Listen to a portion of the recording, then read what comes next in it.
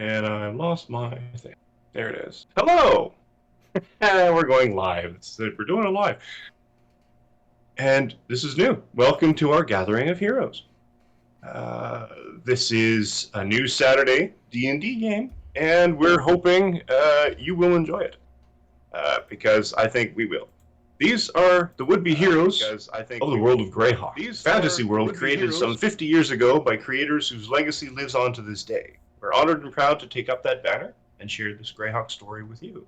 As a warning, this is a game that can explore mature themes, and while we'll be specifically avoiding some topics, the game may still include body horror, gore, violence, loss of character agency, gaslighting, mind control, or other topics. Our players will discuss consent and boundaries, and we collectively avoid situations that may be triggering. Players will always let me know if anything gets uncomfortable by using yellow and red cards in our private chat. If you as a viewer ever feel uncomfortable or triggered, please pause and step away. Our streams will be available on YouTube after the game. You can always come back to an episode when you feel ready.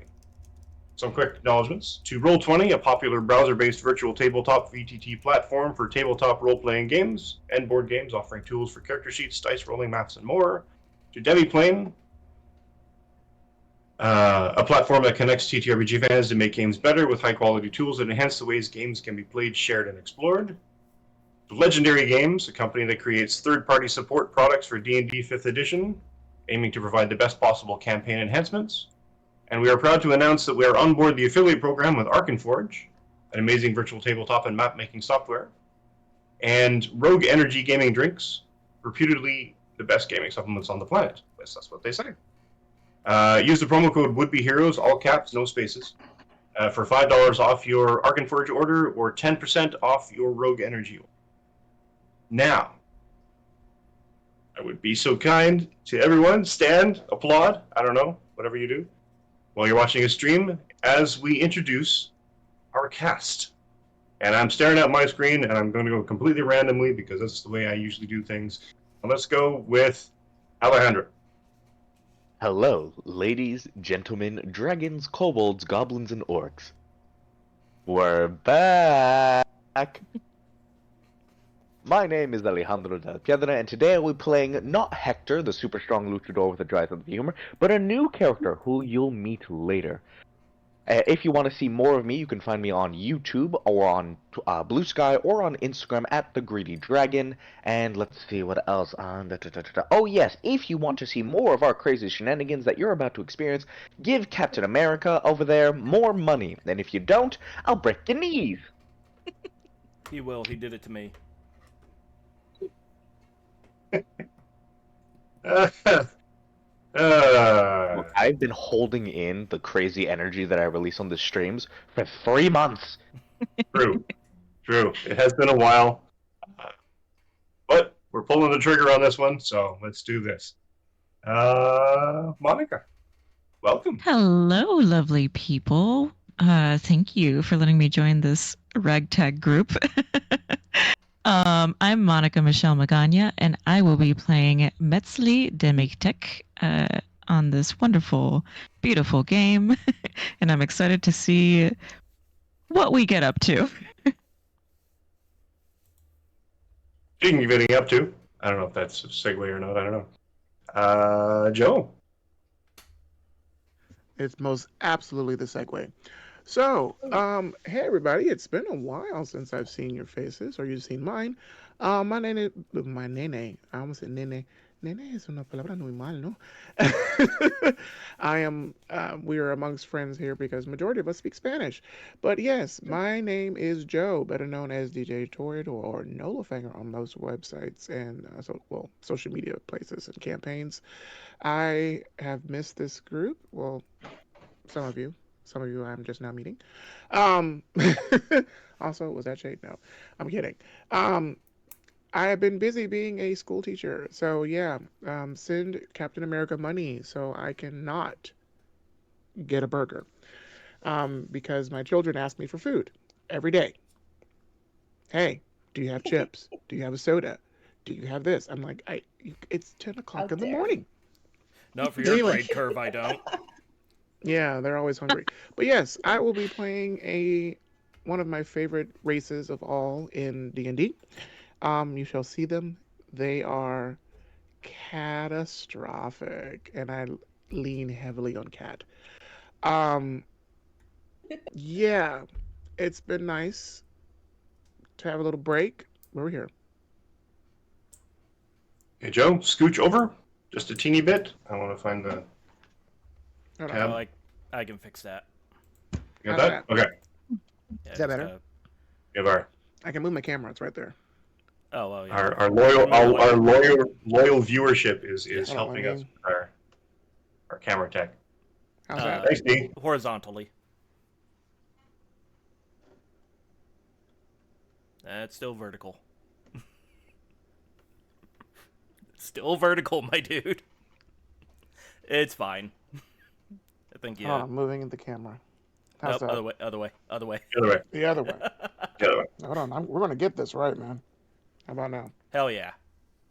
Yes. Yeah, nailed it in three. Sorry for that. It's always something over here. But yeah, yeah, we're having fun. Hopefully, we're having more fun. No killing, unless absolutely necessary. I know what you're doing. Exactly. Alejandro. I 100% support this. John has been so kind as to take over the teching of stuff because apparently I'm inept at it going live. So, John, again, welcome. Guten Tag. Mi amo Petit Chauffeur. No, I'm John. Today I will be playing Sasserine, my little grumpy bat boy. Unlike these other folks, I have nothing but free time, so I'm just kind of all over the place, so... Yeah. Yeah. We learned last game that if we just ply John with caffeine, he does all kinds of things. Wait, is my tea Vibrates through walls and caffeinated? stuff. It's amazing. That whole thing with Aegis's monster energy, caffeine, monstrosity, and abomination, that was a real thing he wanted. Yeah, who knew? John thrives on caffeine and spite. So That being said, I'm just gonna shoot down this brand deal right now. Do not get the great value blueberry coffee. It sucks. duly noted. All right, and rounding it out, another new face. Welcome, Francita. Hello, can you hear me well? Because I was having some trouble with the microphone. Okay, I think it's good. Great. Hi, my name is Francida. I am from Chile, currently living in Spain. I'm a graphic designer. I have worked in a bunch of tabletop RPGs. Currently working as an art and layout manager and publishing.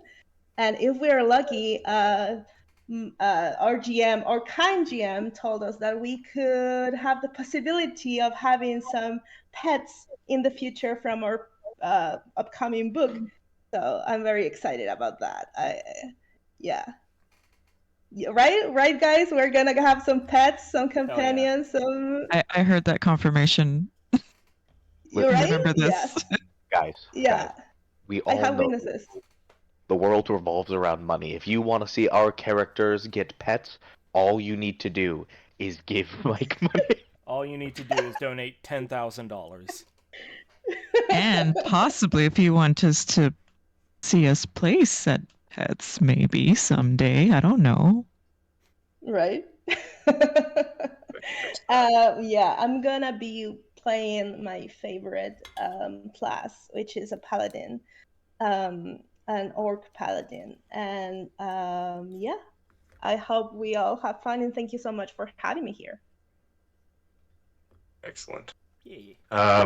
Just checking with the sound check. Am I still echoing? I am unable No, to I hear. think you're good.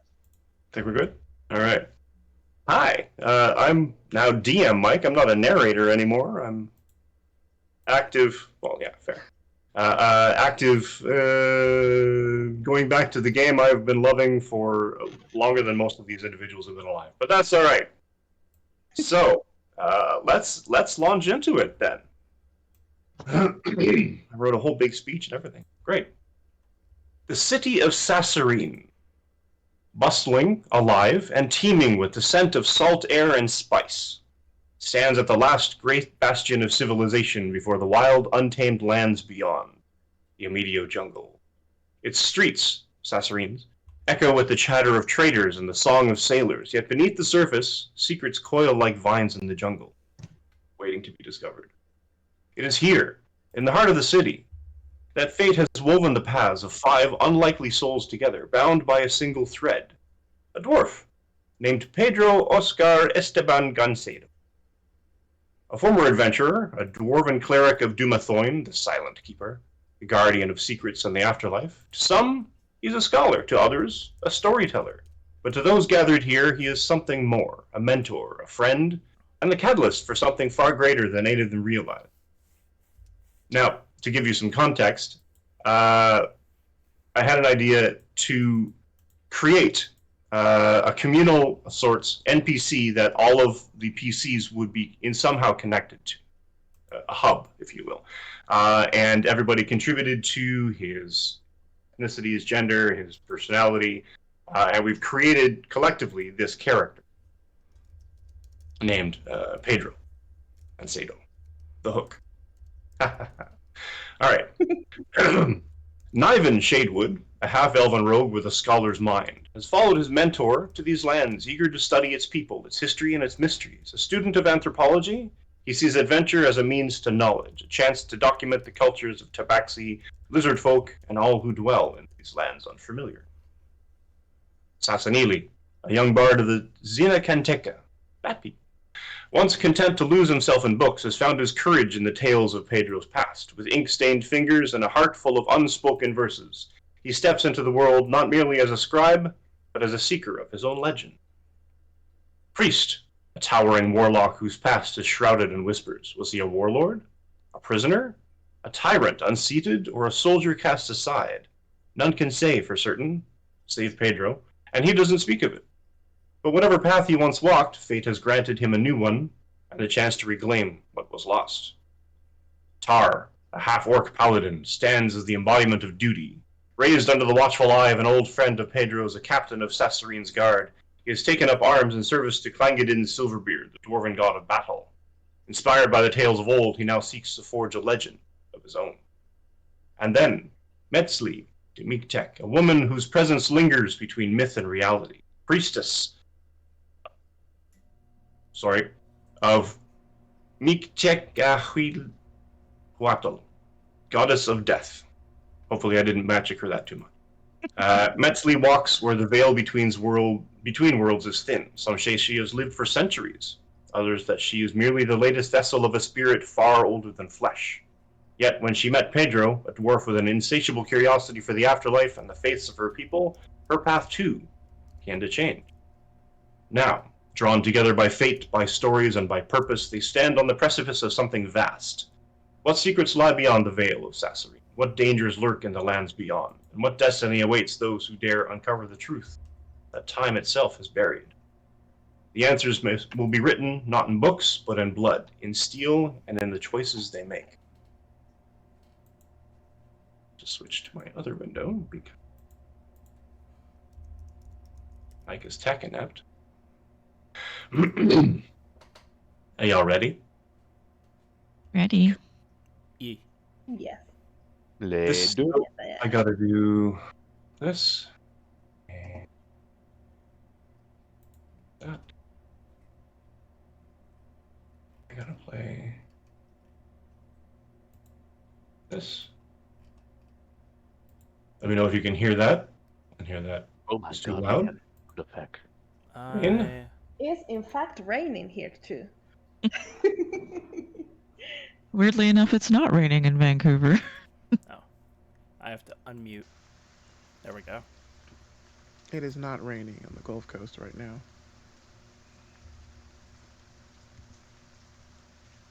You should hear an underlay of a vocal. I don't hear the vocal, but I will need people to tell me if the rain is picking up. People in the chat. Oh, now I can hear you the rain? vocal. Is it too loud? No, it's perfect. Okay, good. Sick. Ready? Cool. The scent of burning incense drifts through the air, thick with the weight of tradition and reverence. A gathering of mourners stands beneath the high stone archways of the temple of Dumathoin, their faces shrouded in the flickering candlelight. Where is it? Why did that stop? Oh, did you not have it set to loop? Do now.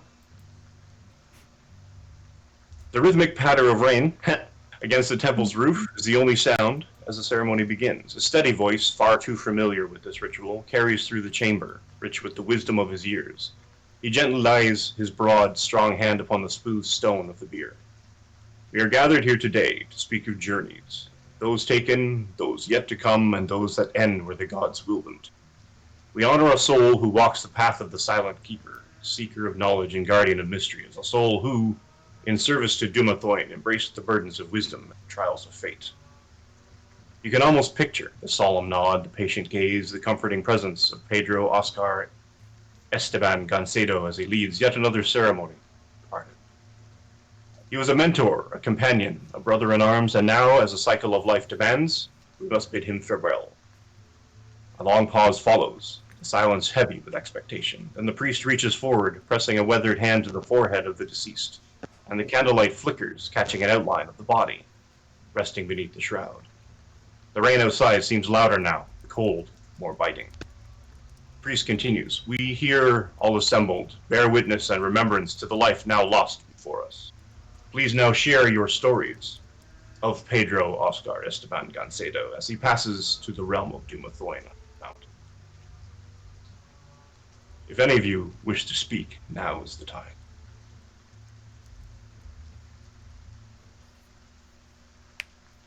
Oh man.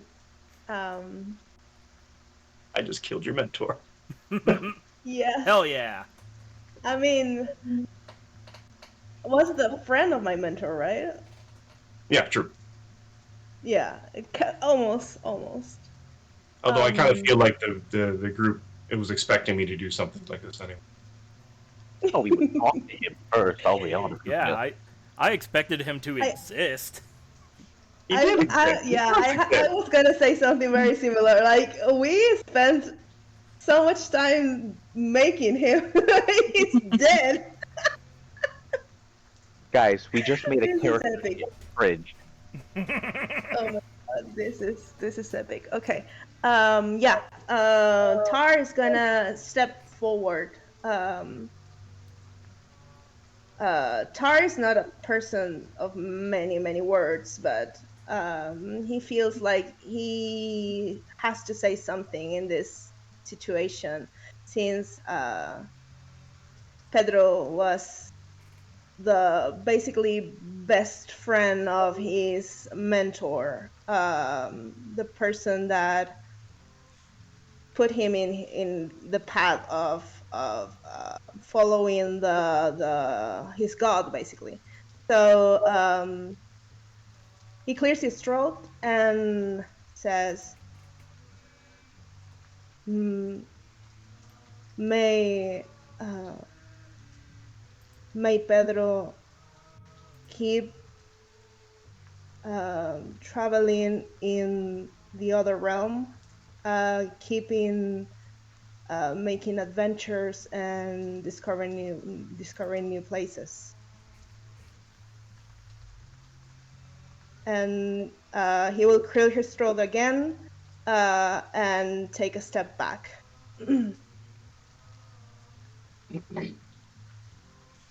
And the dwarf behind the altar sort of nods very solemnly, very quietly, and basically says, as it is written, he now delves in the secrets of the beyond. If any, please feel free to linger, to chat amongst yourselves, to reflect, use this time to reflect, to remember. And he basically sort of continues doing some preparation sort of thing, adjusting, laying some things. He pulls a weapon and sort of closes Pedro's hands over the hilt of the dagger down his sternum, down his heart, and sort of just the general preparation of the funeral procession. Is the captain of the guard here too, right? I mean, I suppose he is, but is he close by? Is he He's near? Even more somber than you usually expect him to be. Okay. He's sort of just literally, it's almost like he's biting his lip shut. Just like, and you've seen him before, he's been grumpy before about various things because he is the captain of the guard of the city. He has seen a tremendous amount of piracy and smuggling and what have you, because it is one of the single largest port cities in the region, and it's not right. Wasn't even ill. Do I know what happened? What happened to him, like as a character? No. Okay. No, he suddenly started to waste. Well, Is there any investigation going about what happened to him? no, he says to. I guess he just got old. It's still strange. And he strokes his own beard very thoughtfully, which he has, as you've seen over the years that you've been in his presence, that he's becomes more and more gray, almost to the day, because every new thing seems to sprout more of it to be gray. Oh boy. These people die of old age. They don't waste away like that. Pats you on the shoulder. Well,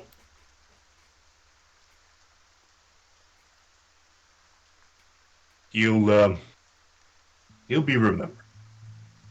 He's sort of almost awkward and uncomfortable in the sort of funereal thing because he doesn't like accepting death, despite the fact that he's, an ardent follower of Clank. He knows battle, he's fought battle, and he's trained you, and basically has this begrudging acceptance of the fact and pride in the sense that he has a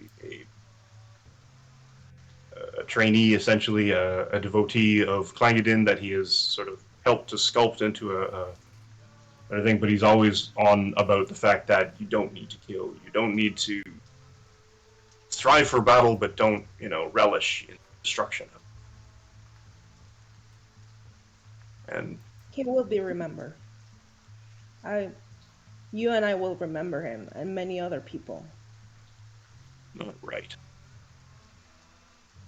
The shadowy figure of Metzli drifts towards the body. And I picture Metzli almost like that dance style where you're literally sort of just doing just like on point and sort of like the flowing dress, but you're not actually moving your legs. Sort of like drifting. Yes, the bottom of her skirt kind of obscures her legs so that it does seem like she's literally drifting. But as she drifts over, her shadowy figure just kind of sends a chill through everyone around her as she moves through the crowd.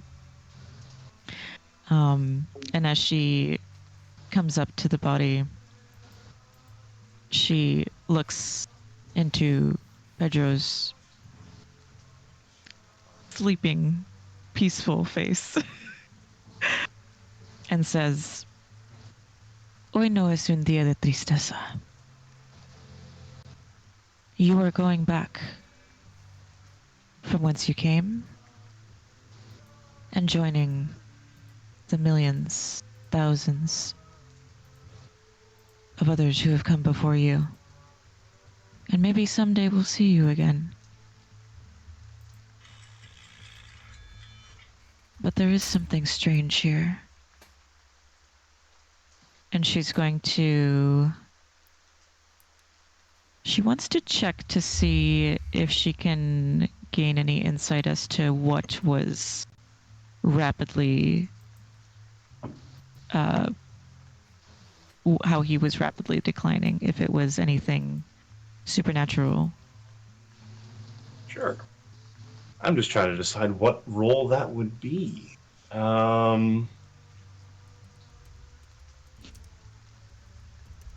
Let's have you give a roll.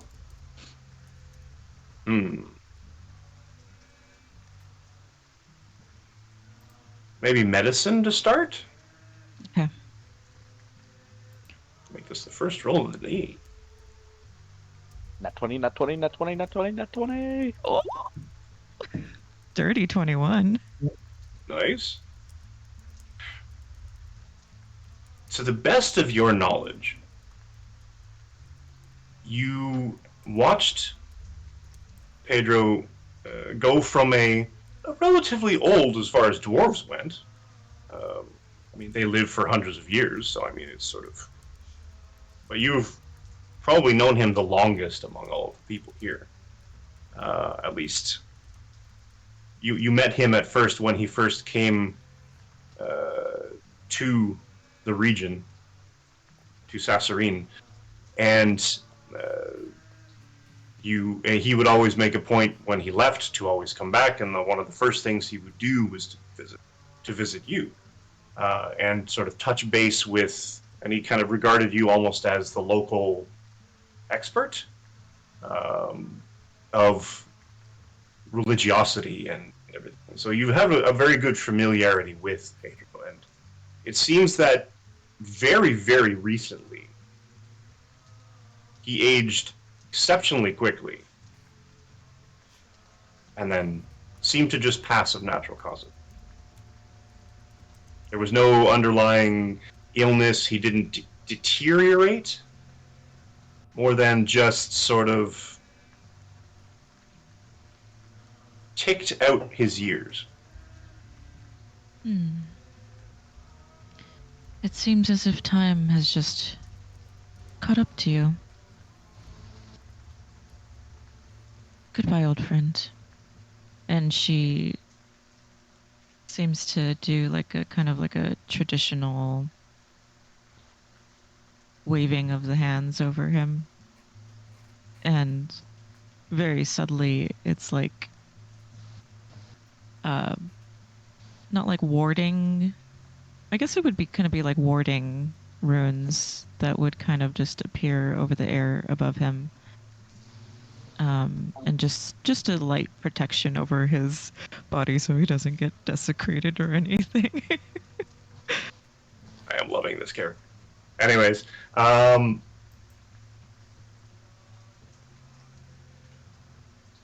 as also a note, Pedro, in his devotion to Dumathoin, the Seeker Under the Mountain, dwarven sort of mystery keeper, and the closest thing that the dwarves have to a god of death, or a god of that the afterlife.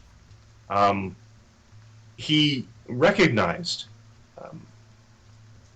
the local traditions, and respected them and revered them to a great degree. So there are trappings all within this temple that are reflective of local customs. So there is, in fact, an Ofreda. There is the marigolds, the most of the trappings of the reflection of the passing to the afterlife that local region reveres has been usually at his behest, but in this case in reverence to his reverence, essentially, to basically sort of give a welcome, or at least an understanding and appreciation of local custom.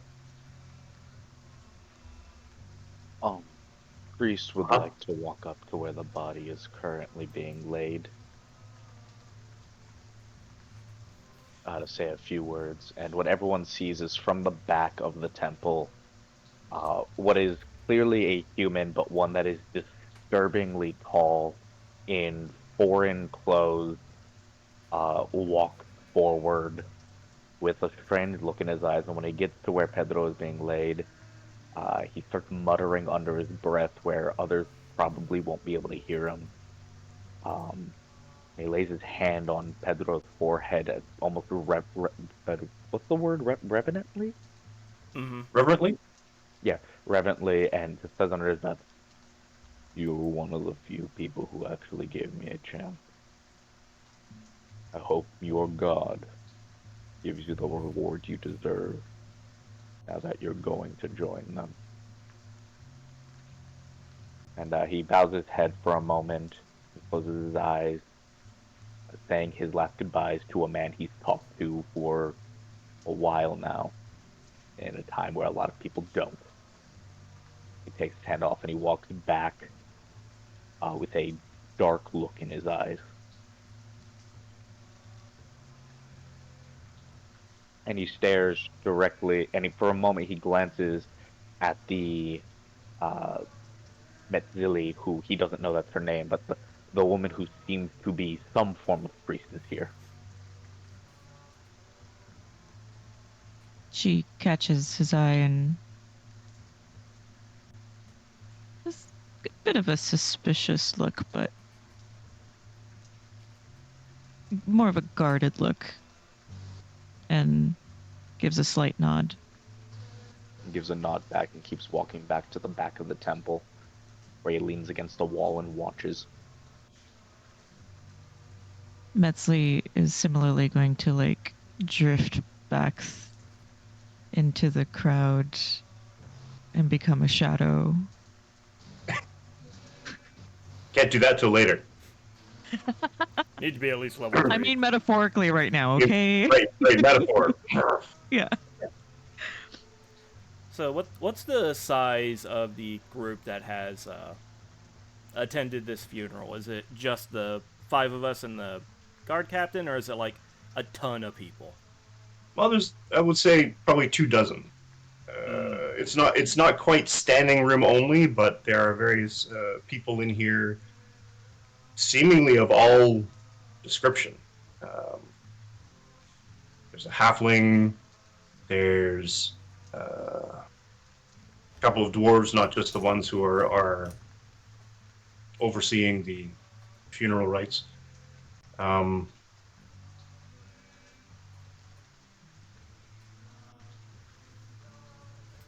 There's human. There's of all different ethnicities, sort of thing. So there seems to be a complete mix of just about anything you can think of.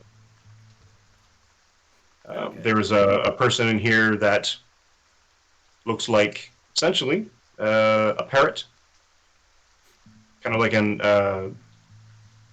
Aarakocra, but parrot-like. A macaw croca. Kinda. They call themselves Ihuaca. That's a way better name. Exactly. I don't know. I think, and even a small, much about your height, about your size, femme presenting, but they look like they are basically a person made of plant matter, and they look like essentially a hibiscus pixie. Oh, cool. That's cool. So yeah, like whenever there's a break in, these tall, normal people like going up and giving their final like goodbyes.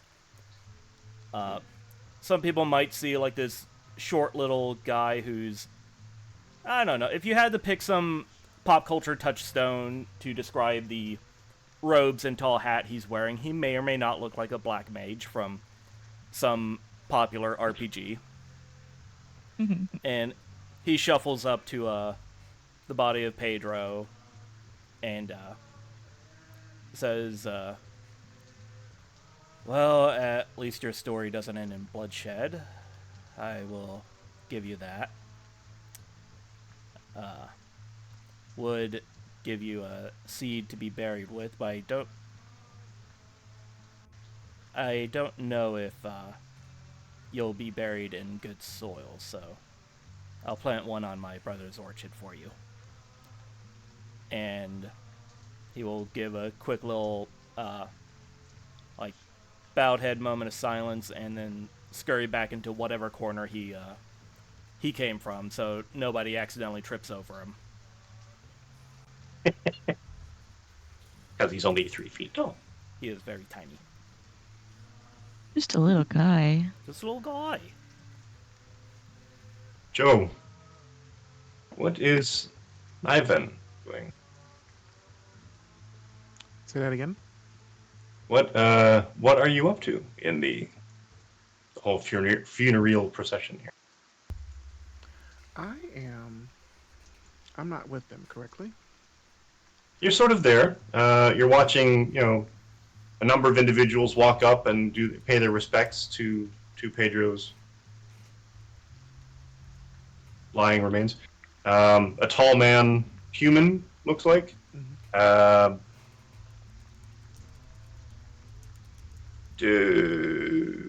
Almost impossibly tall. He's sort of right up there with the Goliath, but he's not sort of that gray skin. He's definitely human, but sort of the proportions are a little off.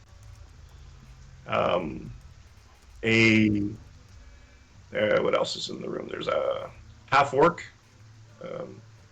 tall, muscular, standing next to a dwarf who looks... He himself looks older than... You've run into him before, the captain of the guard. And he looks older now than he did, even a couple of days ago when you saw him last, sort of thing.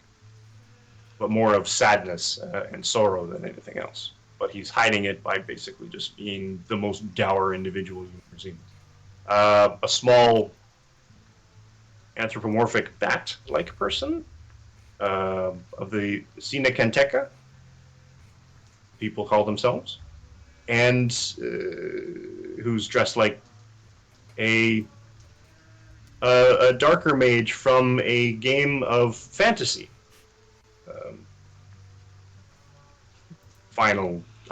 Anyway, doesn't matter. And a slender woman, femme presenting, who has the features of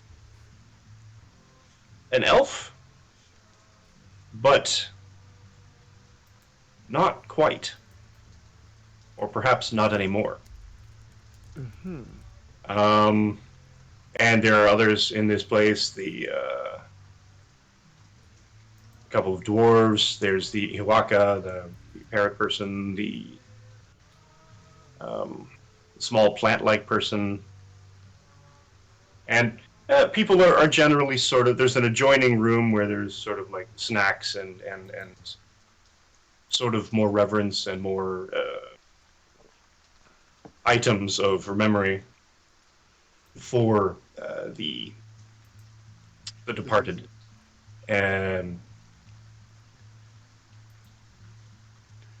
But you hear a voice behind you, almost low, a feminine voice, basically saying, "It's not right, but I have a feeling I know why." Oh. Really? Do tell. I was just about to draw this. I think it's fascinating. It can go right in with my other caricatures. Well, not caricatures. Paintings of Moor or Devore. It's quite sad, really. Well, you seem to have information. Please tell me. Yes. Also, I'm totally going to steal some food from there.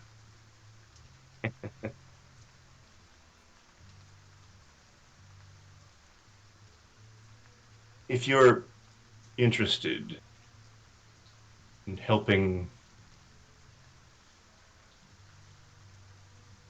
discern the truth, then linger until the guests leave. Ooh, you piqued my interest. I shall. And do you turn around to see who this is? I count to 5, then turn around. There's no one there. Just like the dreams. Well, It's like it happened to me. is Pedro... Pedro is deceased. And everyone's leaving things. I will approach.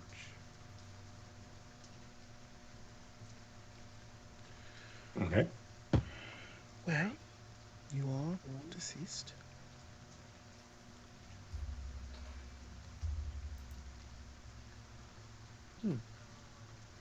Should have put a bit more makeup over your eyes a bit. But everything's fine. Everything's fine. Enjoy the afterlife, and all that jazz. May the elven gods protect you. Kila Salai, all that. And then I will leave maybe a coin by the remains. Is there anything here besides coins?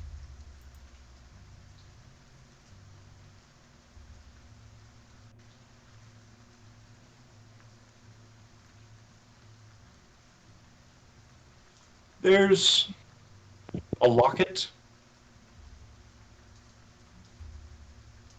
There's a little. There's a piece of paper that's folded, and sort of what is lying open, but it's been creased as though it's been folded and stuffed. Essentially, there's a book, sort of thing, with a little place marker, and on top of the book, a piece of paper that's been folded as though it'd been sort of recovered from inside the book.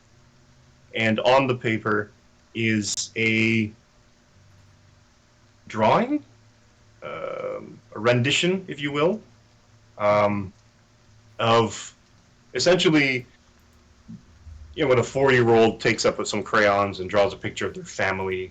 It's sort of like mommy and daddy, and you can tell by the various sizes of people. Well, there's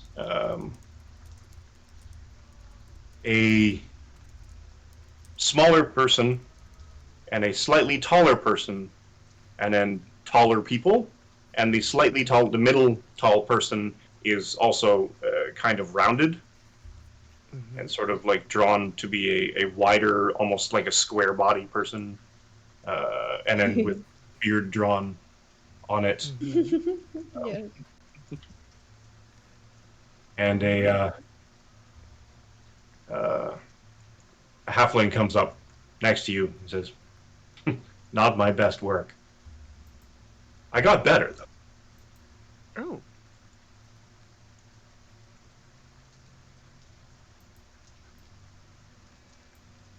Yeah, I met him a long time ago. And it, Were you lovers?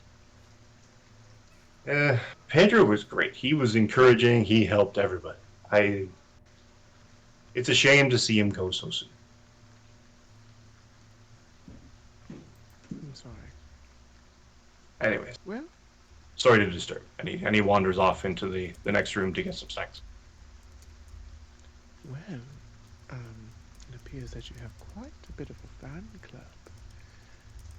I think you're interesting, even though you can't hear me and or dead. But, I'm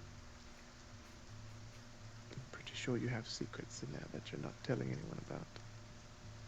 But all will be revealed later. Farewell. he will turn away and go towards the food and try surreptitiously just putting things away for later. I want to ask. I want to ask the captain. Um, how are you pronouncing that? Because the way I would pronounce it is Ugo. So I don't know, Mike. How would you pronounce the name of the captain of the guard? Oh, remind me. It's. I would pronounce it Ugo. I don't know if you would call him Hugo. Oh, yeah. Pronounce it as you would. Okay. Okay. Uh, Spelled Hugo. well, Pronounced yes, Hugo. Ugo. Yeah. Okay. I would. Well, I'm not gonna call him Ugo, but I would say You probably call him Pops or something. who found him, sir?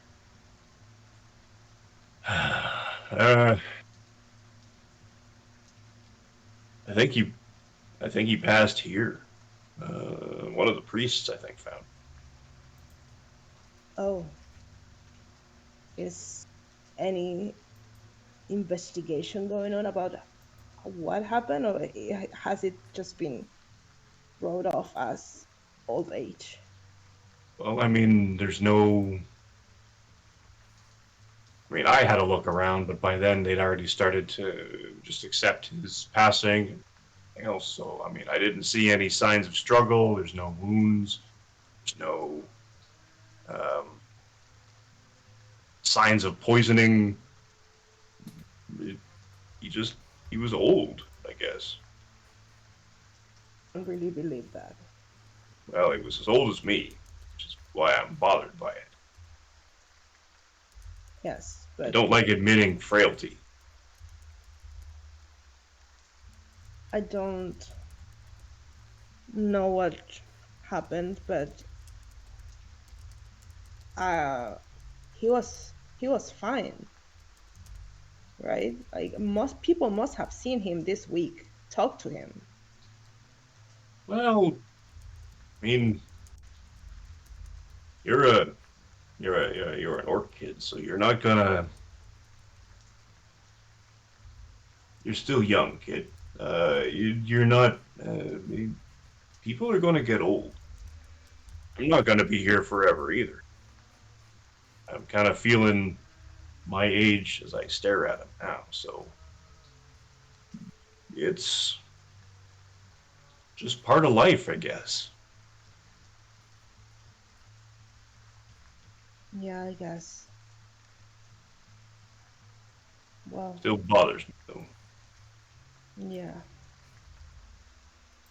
I think I'm gonna stay here a little longer. I assume you will have to resume your post at the wall, sir, at some Nah, point.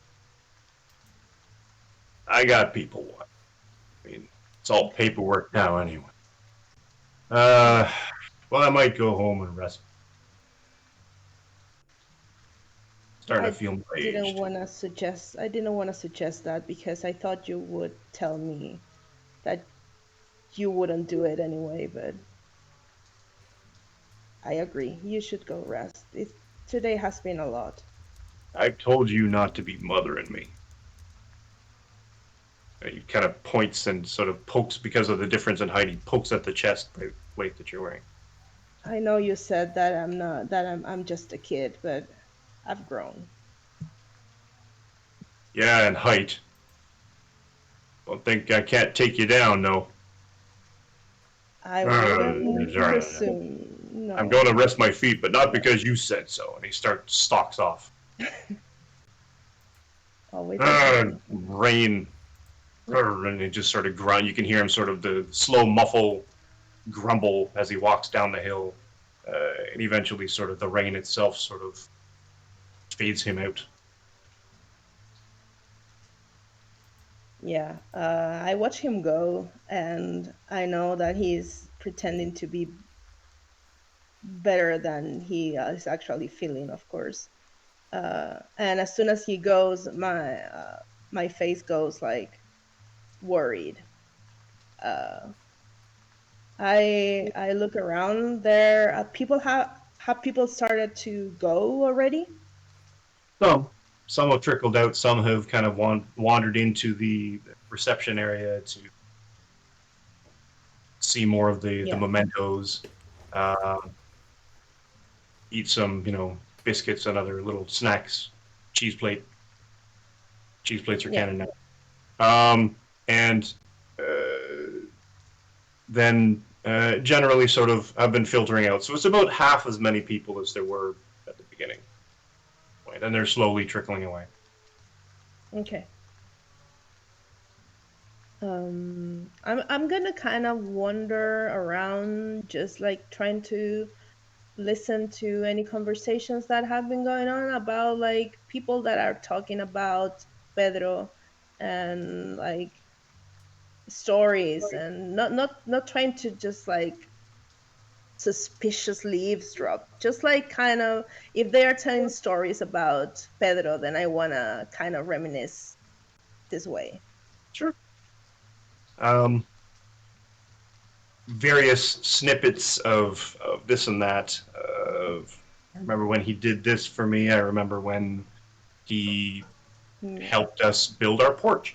I remember when he was sort of just this did everything kind of guy, Yeah, basically, and he didn't really. absolutely. Sort of, Is there anyone here that looks more like heartbroken than the captain did, like more with more sorrow than he did? a lover, perhaps? Not Is that what you guys are fishing really. for? I mean, maybe. I kind of want to see who looks the saddest here. Like who looks Say, like they could use some cheering up or something, like someone to talk to about things. hard to say. Because he was, as it were, as the cliche goes, well loved by everyone, sort of thing. But some, and you've gotten used to, the dourness and sort of gruff exteriors of dwarves to understand that, your captain was, or your mentor was, fairly upset, but he wasn't going to show it. So the other dwarves in the room are almost inscrutable in the same way, because they're just doing their thing. Some will mourn in private, but the entire atmosphere of everybody is generally damp and dampened, sort of thing. More even so than with the rain outside. Haha, cliche. Okay. I'm gonna approach one of the people, which of course is gonna be one of the other players, but I'm gonna decide with a D4. Okay. Let the dice decide our fate. The dice decide who I talk to. Yeah, so it's gonna be Monica, Alejandro, John, and Joe. A D4.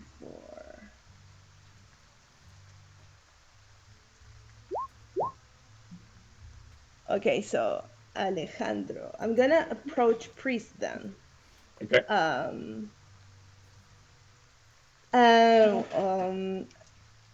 So I'm gonna walk slowly. Yeah, go ahead. The young scion of the captain of the guard, whom you have interacted with, and the captain of the guard, your last interaction with him, more or less, most of the interactions, he always eyes you with a little bit of a, well, Pedro liked you, so you're fine. But I don't see why he had to bring a criminal here. But I don't question his motives, because he's a good friend. So now the scion of said captain of the guard, Hugo, has now coming up to you.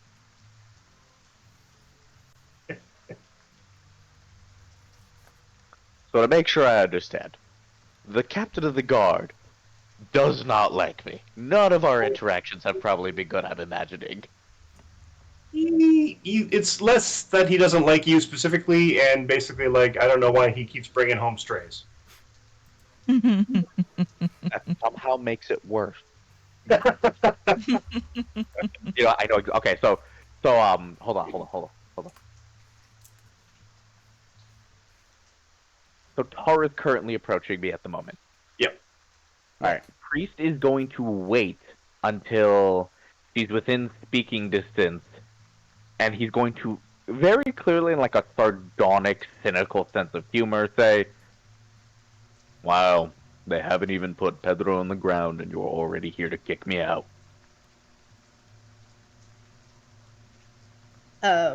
Tar is gonna look a little affronted and says, I'm not here to kick you out. It was a joke. I'm not laughing. Can I help you? I'm sorry, your Look, captain never said what your names were.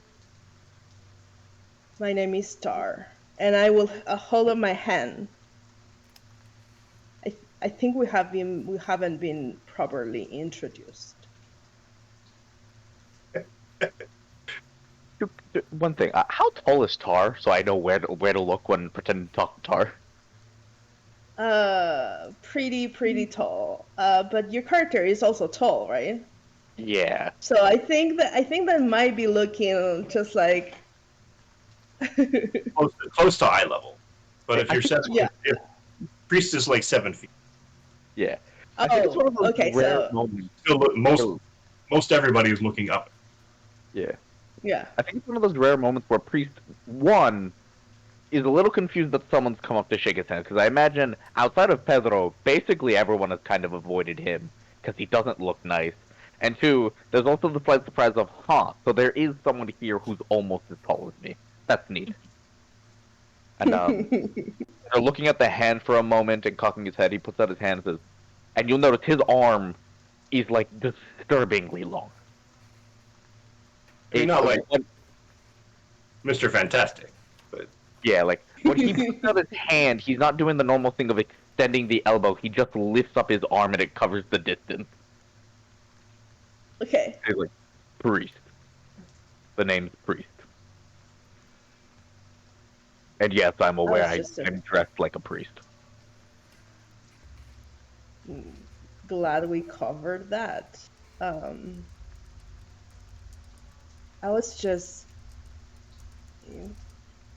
approaching to see how you're holding up. I mean, I know you had a close relationship with Pedro.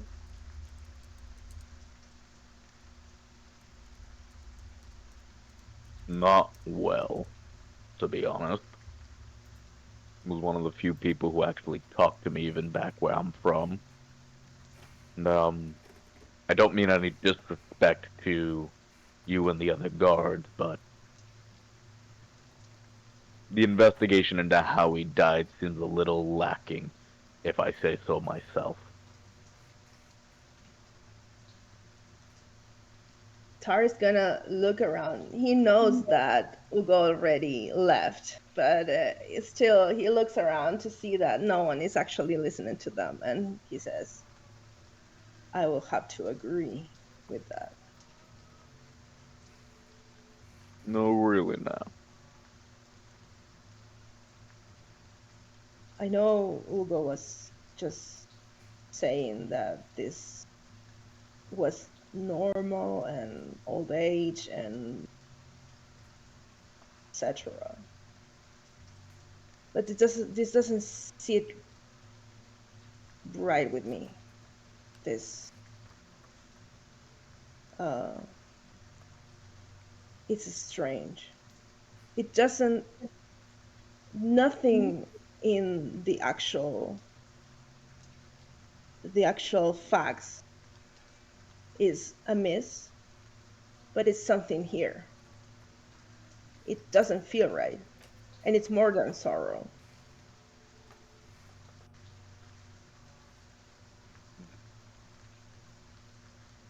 He puts his head down and thinks for a moment. So right now, we have a seemingly perfect natural death, and a guard whose gut feeling is that something's not right. In my experience, that gut feeling is probably correct.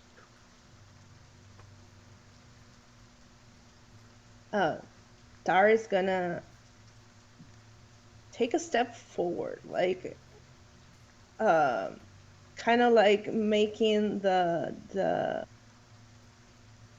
so he can whisper closer to your ear and says, "But what can we do there if the people in the guard are saying that this is this, then what can be done?" He's gonna lean a little closer so he can whisper back. Well, if the guards think it was old age, then all that really is that we just don't include them in the investigation that we do. That priest earlier, the lady who looked like she was floating. I'm Yeah, specifically referring to Metzili. Am I saying it right? yeah. Metzli. Metzli. Mm. I get the feeling she might be able to help, given how she actually took the time to investigate what he looked like. Yeah. Yeah, it's worth a try. And um, do you think I should look into any records that they have in the card? And he looks like totally horrified by what he's saying. This is priest by that. He's talking to another guard who is clearly suspicious. He's like, oh, good, someone else is suspicious. And then at that moment where Tar's face goes horrified, he goes, oh, this is a child. You haven't broken the law yet, have you? So he literally says, like, have you... Oh, I see. He puts a gentle hand on the shoulder. Once again, his arm just goes up at the elbow. He's not extending it. And he says, if you feel there was something wrong in the report, it would be good to check them just to make sure. If you trust the person who made the report, then you don't need to take up your time or put unneeded pressure on yourself. But Tar most sighs in important, relief. he like gently points at Tar's chest, says, trust your gut. My gut is telling me we should definitely talk to the priestess. Then after this, let's go. Yeah.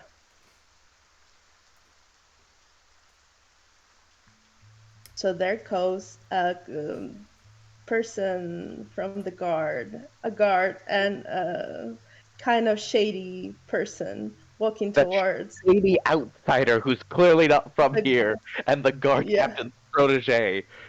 Team up cop, buddy cop movie of the century. Yes, good cop, bad cop. Good cop, outright criminal. Ba-da-ba-ba-da. Someone call Hollywood. We have a perfect movie for them. At Nipin, as you're sort of flipping around and looking at various things as you're making your way,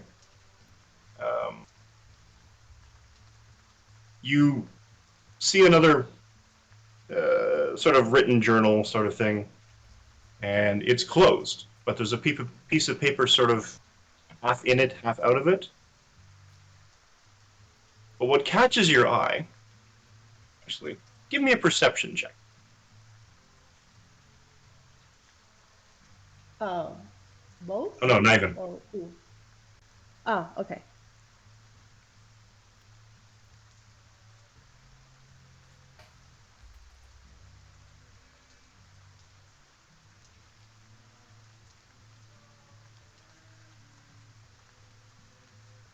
Go.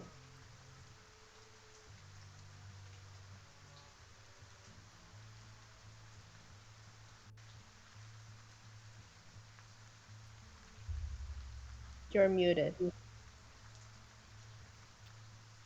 Yep. You're Yes. muted. Do you have push to talk on? Yeah, you're muted on Discord. Oh no, he doesn't know why he's muted. Well, Well, There we folks, if you're go. listening- Sorry. there we are. There it is. Well, folks, if you had your bingo cards out, please make sure to note down one of us had audio issues in the first 10 minutes of the stream, or 20 Or minutes. if you're playing a drinking game, time to down that shot. Yeah. Okay. You want Two me to, shots. which was my role?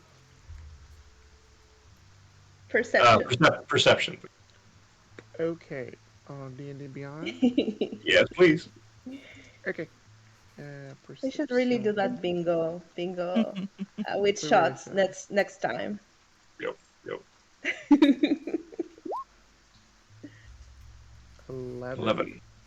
Good. You see your last name on the piece of paper.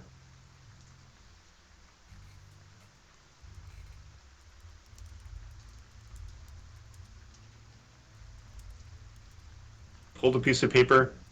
Are you being subtle about it? No. Okay. So you just pull the piece of paper out of the book. There are 5 names on it, including yours. Is there any like stars or good listener or good egg stuff written on my name? No, but it's almost like a checklist. Each one has sort of a tab next to it or something. Priest, Tar, Sasserine, and Metzli are the other names.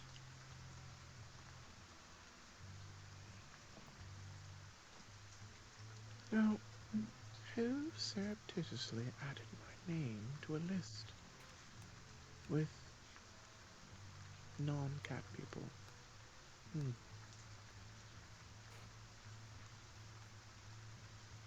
I will pocket this.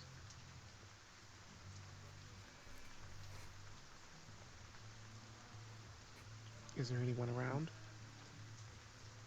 Oh, there's a number of people around. The orc protege of the captain of the guard is speaking with an abnormally tall human. There is the slender-featured elven-appearing woman is drifting about like some kind of combination between a mourner and possibly a ghost. You're not sure. Accurate. Very accurate. Or practicing her point in ballet. You're not sure. But her legs don't seem to move, but she drifts. Excuse me. A small fat person. Most of the individuals in the room have left and gone into the reception, or left completely. And I know these people. Oh, I don't know these Not people. yet. Okay. Well, none of us are cats, so. Yeah. Excuse me, floating woman of beauty. You see the wide brim of her hat kind of like sweep, and as she turns to look at you, you just feel a bit of a chill go down your spine. Did I leave the cat outside? Yes. Good day. Buenos dias. See. Buenos dias. There seems to be a bit of a small issue. An issue. See. An issue. First, I am really enjoying your brimmed hat. It is quite spectacular. Gracias. De nada. Second, I happened to find a list with my name on it at this social gathering of death, and I'm not quite sure what that means. It's a death note. Pray tell. What else is on this note with your name? A few other names. He'll just start prattling off about the ones, not taking the note out, but just says, priest, star, blah blah blah of your name. He assumes he doesn't know, Sasserine. and something else. Metzli. Your name is actually on the list, yes. Curiouser and curiouser. It seems we have both made the same list. Oh, you're on this list as well. Mm-hmm. How positively delightful. If someone can wear a hat of that nature, then we are probably the best belles of the ball. My dear, that would be accurate. Now, where did you say you found this list? He'll just point.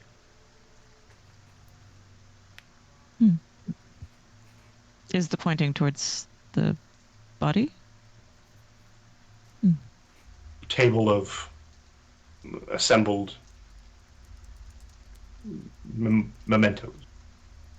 Internally, I do recognize the name priest and connect that with the person I side-eyed earlier, yes. Uh-oh. I make eye contact with my new friend and kind of like lead his eye line towards the very large figure with the lanky arms. I know someone else who's on that list. Do you? Perhaps we should go introduce ourselves.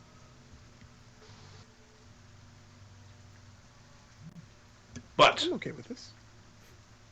I'm going to interrupt for just a moment. A couple of moments, actually. It's been a while. I've had these fine folks sitting for a little bit. So let's take a quick 5-minute break. Hydrate yourselves. Take a bio break. Get some snacks. Bring some back for the rest of us. And join us for the second half as we uncover a plot of a note that has death on it. Anyway. Ouch. Feel like an old man trying to make bad jokes. All right. So It's called dad jokes, okay? So let's take a 5-minute break. Come on back. 5? 5. See ya.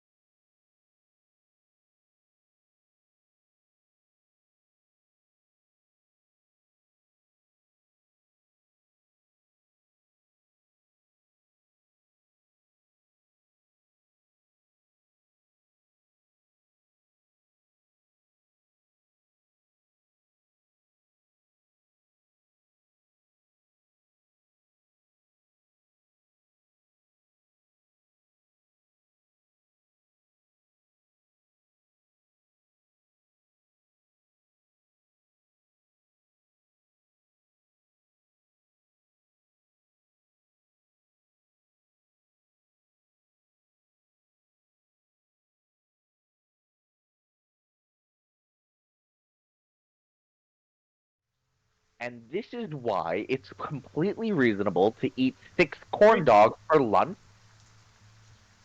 But what about 6 dogged corns? That one might be. Hello. Please be. You never know. Hi, welcome back. I see Alejandro wasted no time in trying to do the gag. The bit. the gag, but I think you mistimed it because we had a return to real. So I don't know if you could hear that or not, and we'll see if it happened actually. I think the audio did pick up before our Good? video Okay. came back. Yeah. Good. Then we're good. We're good. Okay. Excellent. So, yeah. So, welcome back. If you're just joining us, our group has been attending a funeral of the NPC they all meticulously made so much effort into creating it. Yep. Because I'm that guy. So, with that in mind, but during the proceedings, they have been made uncomfortable by the local law enforcement or the representatives thereof, or generally getting a sense of unease about death in particular, and at least one. Speaking of, where'd Joe go? We lost Away. Joe. Joe? No! So mark that off on your bingo Come back, cards. Joe. Joe's vanished. I also Sorry, hope I poofed him. I also hope no one has on their bingo cards that my chair breaks under me again. I'm not saying it's not there. Oh, god damn it. I'm just saying wait, that. hold on. I just realized, Monica, Francita, you don't know. So one time during a session, in the middle of me talking, everyone just suddenly hears a "oh shit" as I fall because my Literally chair, ass over tea kettle. chair breaks Oh under my me. god. John jailed me. Wow. Please, by please saying- tell me someone clipped this. I That's don't fair. I know. don't think we We'll did. have We to went find back it. to that. I don't even remember We where went what back to episode. that about the horn dogs. Sorry, corn dogs. Yeah, Really? We're going there, are Yes. we? No. All right. Now we got everybody in. So, Sorry. there's been some strange events and occurrences even at this funeral. So, the latest of which being a piece of paper found with everyone's names on it.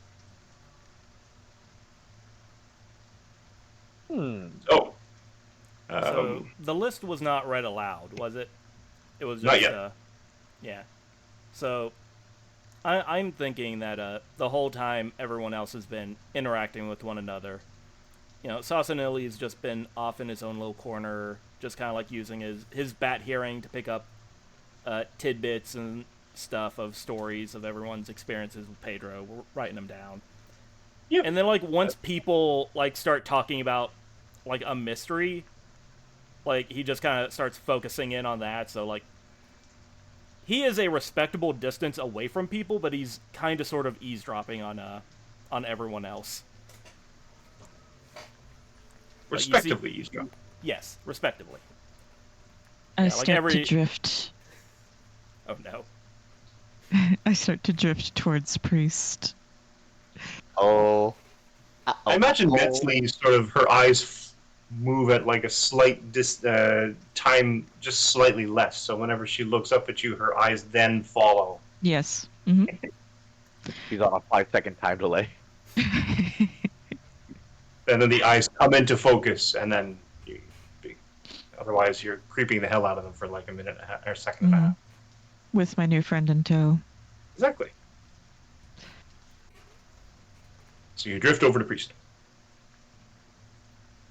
And I Yeah. wait for him to notice me. I think he's just like relaxing and deep in thought, and then he finally looks down and goes, "Oh, can I help you, priestess?" Perhaps. And I motion. This fine gentleman has found something of note. And we all seem to be on the same list. It's noteworthy. May I see it? Well, I do think introductions are needed first. You're the ones who came up to me. Politeness would dictate you introduce yourself first.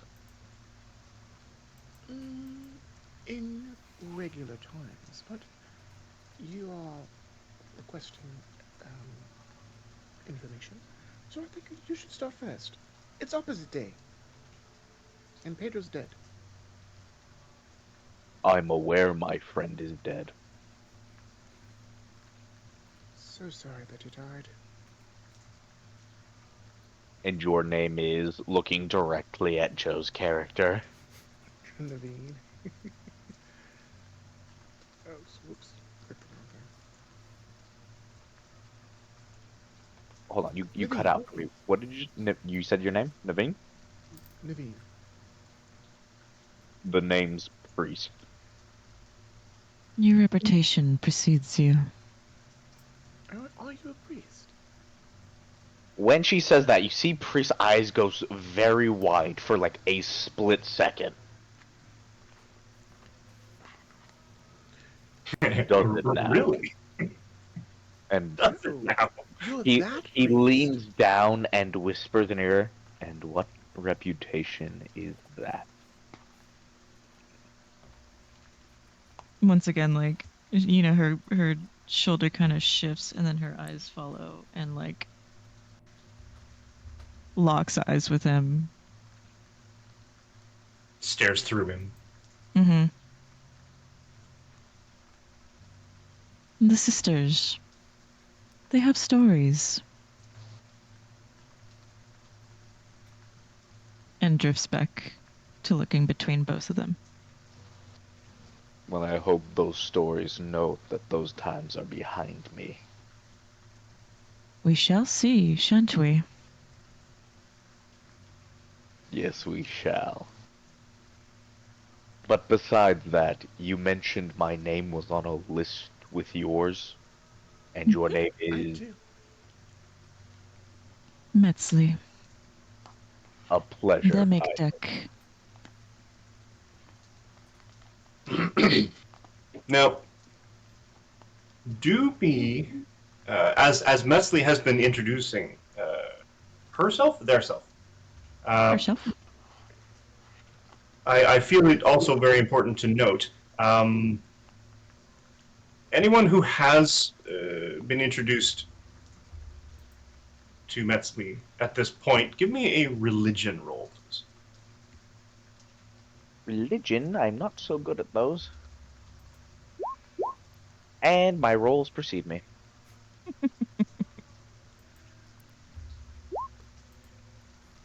Oh, well, okay. Oh, Tar knows. Okay, priest. You've not had. You haven't paid attention to organized religion in a while. Probably for more for his own mental health than anything. Yeah, pretty much. You've learned to stay away from it generally. Naveen is more unfamiliar with local custom, I would say. But Tar, who is local, you definitely know Dimiktek, which are the priestesses of the goddess of death, and they are a select few.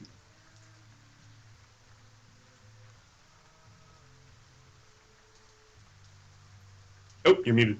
Looks like. Oh, so Miktek is the goddess of death, Yes, I don't. or Miktek. what? Yes. Yes. Yes. Okay. Miktek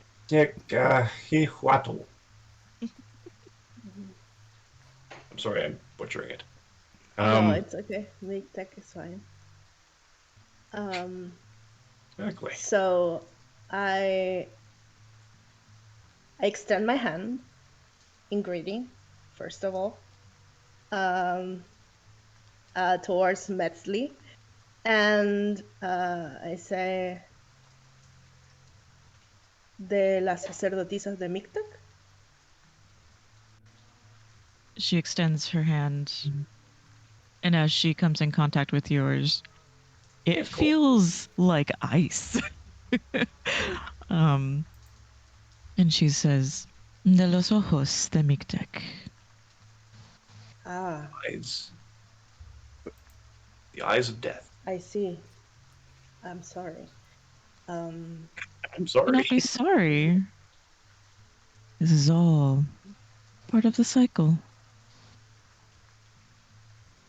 I noticed that you lingered by Pedro's body I mean, to be fair, she for lingers. quite a while. Um, were you looking for something in specific? I was paying my respects. Is that not what we are here to do? We are. That doesn't answer my question, though. I wonder, are we all suspicious here of what has transpired to Pedro? I would Well, I say am. so. Then yes, I was curious. So much Curious suspicion. of. His rapid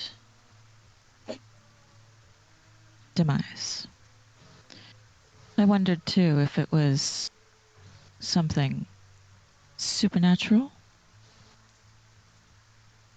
But I think it's something else. And our dear friend here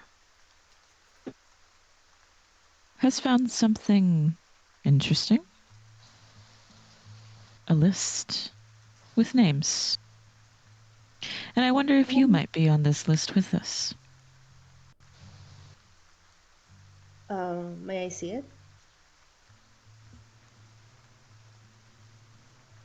Okay, so I take the list. My name is there. Yes. I start to read it and like point to the people in the list that are here. And so Sazanili's name is here too, right? Yep. So I say, there's a Sazanili here. Who is this person? You Your don't ears know? perk up.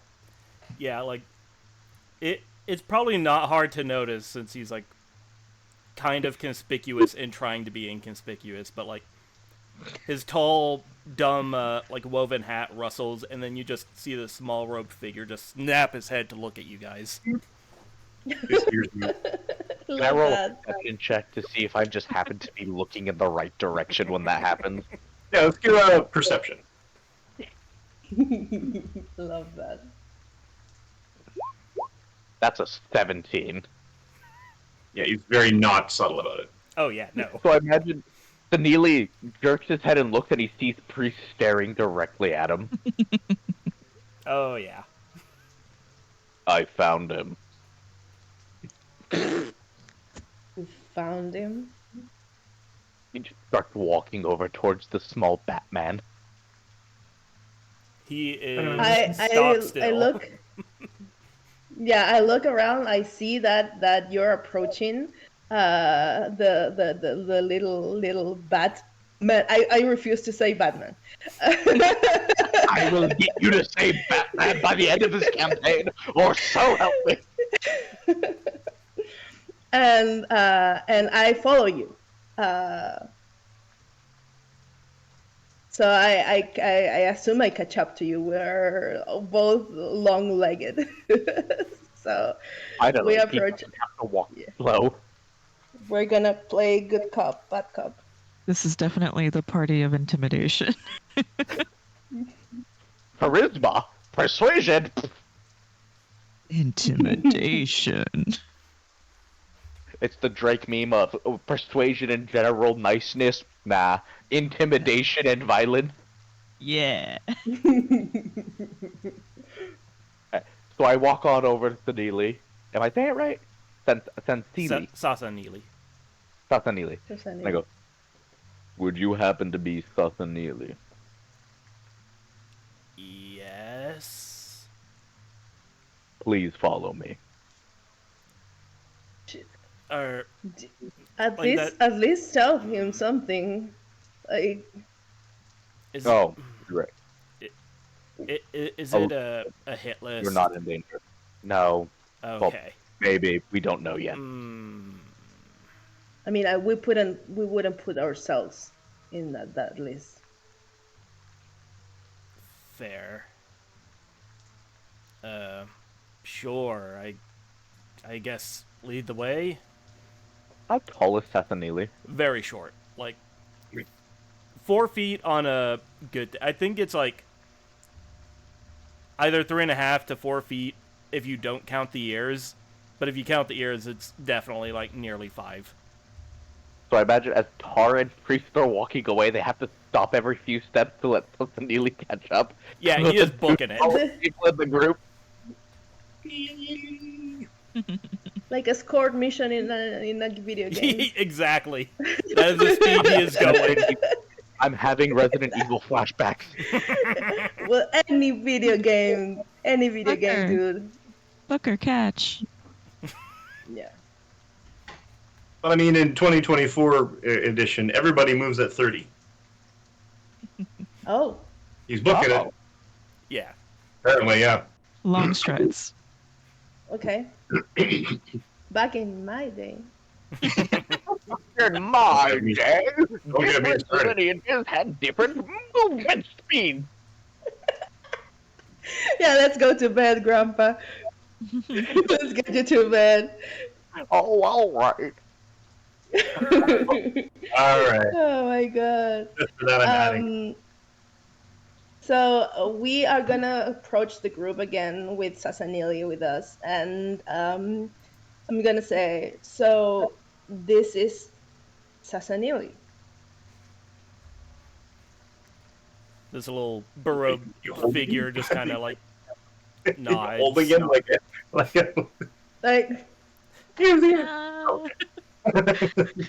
Pointing down. This is Sasanili. This one.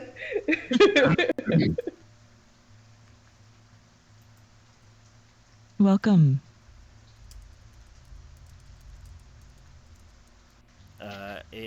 Yes, hello, I suppose.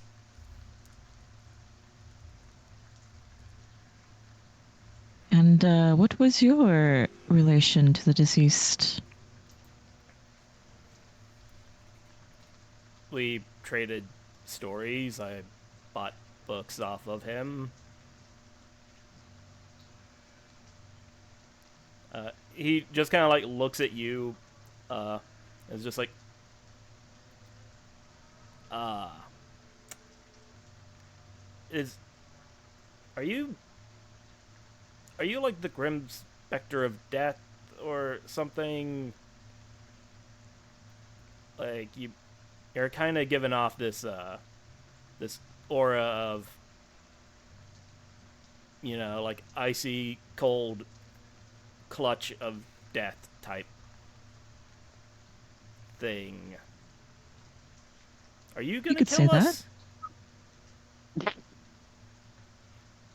Hopefully not.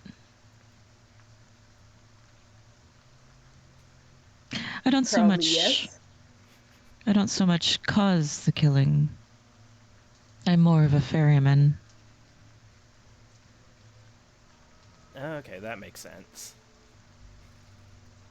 He shovels around in his robes and pulls out a notebook and just kind of scribbles something down before just like stuffing it back into his robes. The transition is a sacred thing.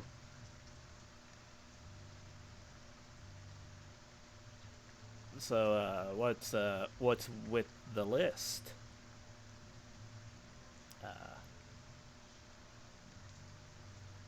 That's what we're trying to discern at the moment. Who wrote it? Everybody make a perception check, please. Does this involve hearing? I'll say it does. Okay, so how do I Evan. get my avantage? That is I believe you can right-click over the thing that you're going to roll, and it should give you the option. Yeah. I think you got it. Those rolls are sad. I mean, it's good you got them out of the way. So, most of you are intent on the note. Metzli, however, and Naveen, I think with you, for Naveen, it's a general. You notice the. You get a sense. You look up, and there's a woman approaching you, and you kind of. It's almost like something kind of plunks down in your brain, going, "This is the same." And Metzli, you get a disturbance. What could basically be best described as a non-copyright infringing disturbance of the force. A disturbance in the weave of magic. Yes, that. The magic that, binds all things and the tree, the rock, yeah. Anyway. There's some debate over whether or not it's some form of bacterial or single organism type creature. Your midichlorian count, I don't know. You got a flare up? Something that's sort of not right in thing. I see. would like to detect evil and good. Now we gotta look that up.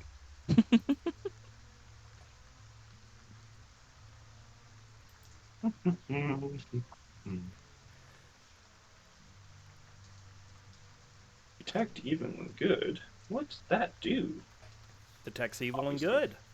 Really? For the duration, you sense the location of any aberration, celestial, elemental, fey, fiend, or undead within 30 feet of yourself. You also sense whether the Hallow spell is active there, and if so, where.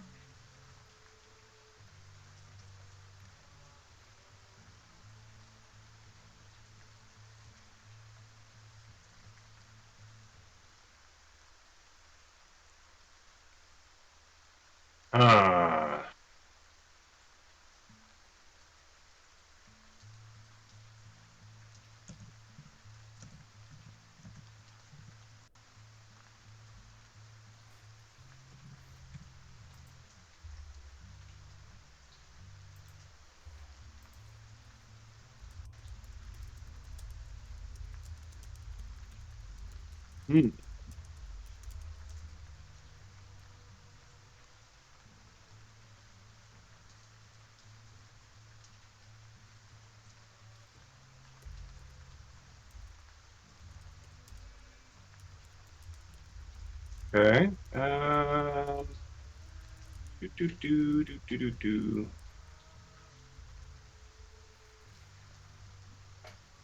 right, I gotta look up the thing, man. Because I wasn't expecting this spell.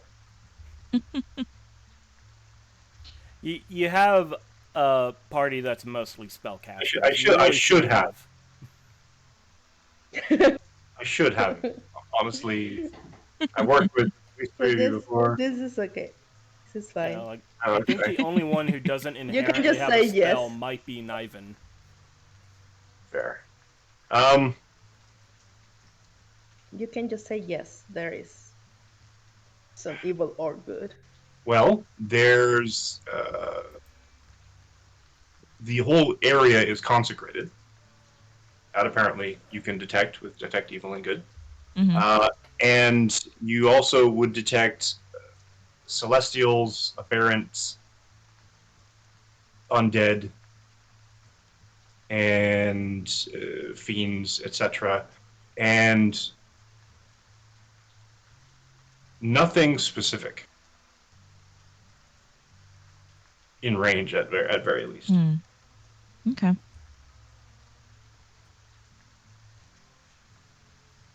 I turn to look at this figure that's giving me spidey tinglies.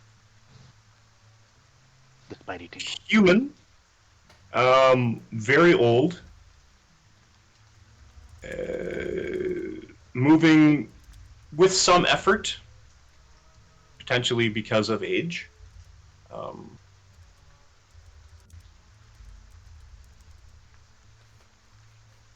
And she basically looks up, says, Pedro spoke fondly of all of you. And I took a chance to see if the traits that Pedro attributed to you, if they were legitimate and real and his faith in you was to be believed, then it is you that I feel I must turn to help. You see, there is a death curse. Death People curse. like those who have been raised from the dead. A foul thing. No. The restoration of life, the staying of revivification. They are now, and you can see she's visibly sort of fatigued just by standing, sort of thing. They are finding their way back to the Maker, and slowly, steadily sliding toward death. The difference is that once they succumb again, they seem to not be able to be raised.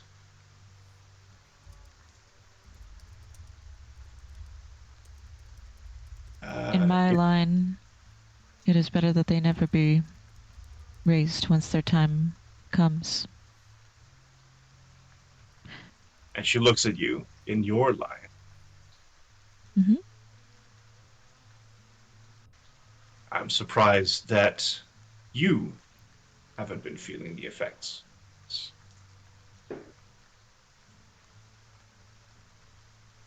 Maybe I just don't know it yet. Or maybe your goddess watches over you. A smile creeps on her face. Sort of A different domain. My name is Syndra. Syndra Sylvain, excuse me.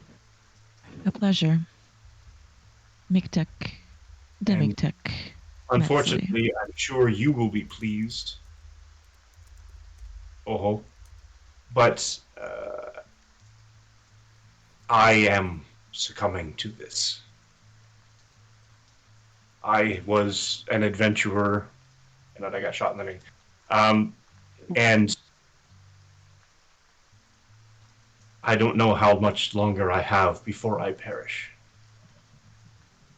But what I can do is set you on the right path.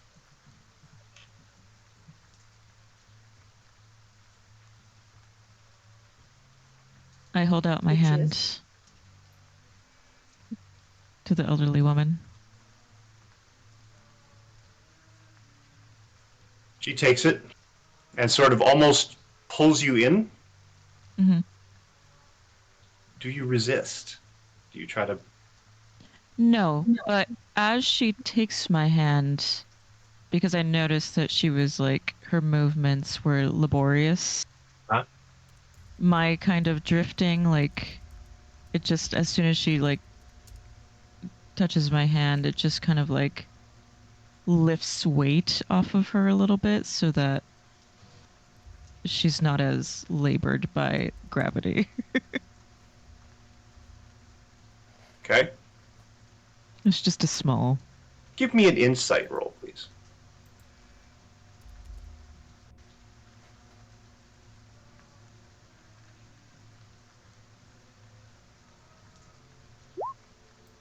a 9. Okay.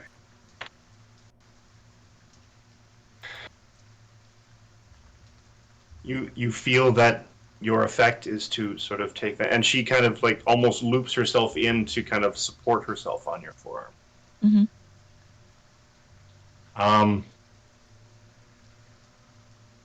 Come, we should talk more private. I would very much like that. And I start to follow where she leads me. And she leads you out into the rain a little. She flips up a little hood and waits. Looks back over her shoulder at the rest of you. Yeah. I think we follow. Yeah, Sasserini's interest has been piqued. Priest follows. Naveen?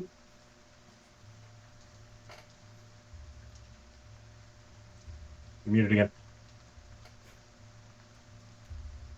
Sure, you're muted.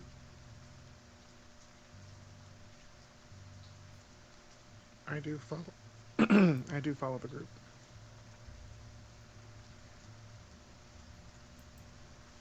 Back to my thing. And she leads you to about a block or so, and into a home. She opens the door, and almost immediately a uniformed attendant appears, sort of thing, takes her shawl and cloak away, and he sort of ushers you in into a side room where she just keeps walking, and he just kind of like started struggles and sort of scuffles after her, sort of thing. Come this way, please. He's 5'6", I would say, so sort of a shorter half-elven type, and very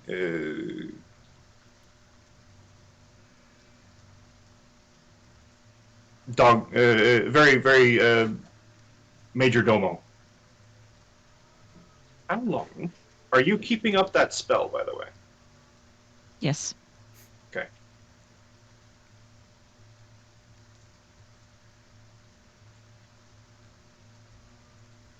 $30 feet. Okay.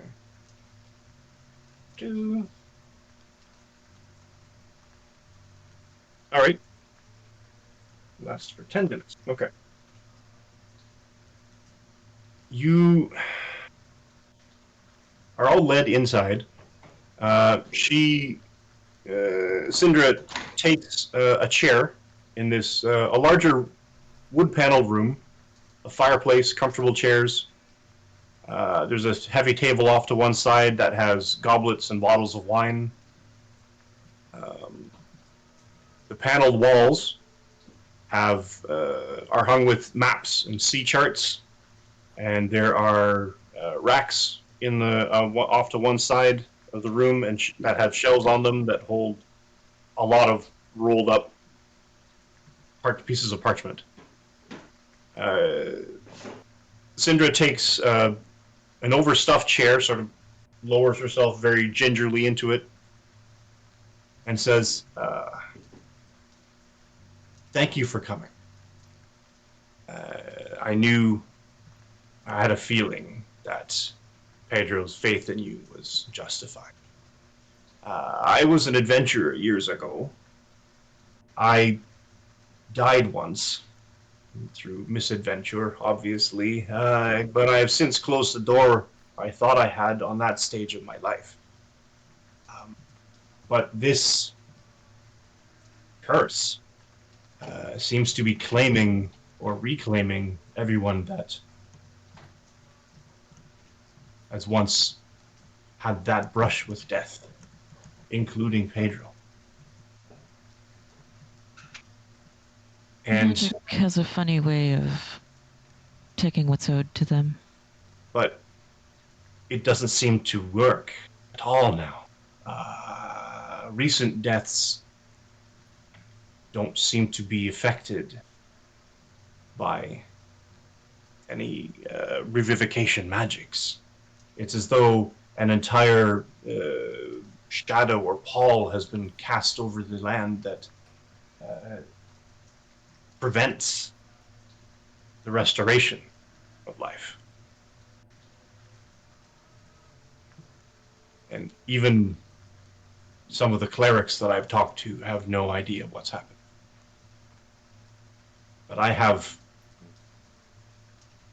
knowledge of someone who might. And I hesitate to say her name because it comes with a certain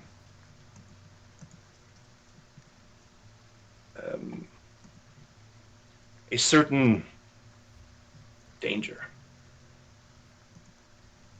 So I will Name only carries danger. threat. And I mean, there's not much she can do to me now. I've not long for this earth, I feel, but if you're willing, she may have the answers you seek.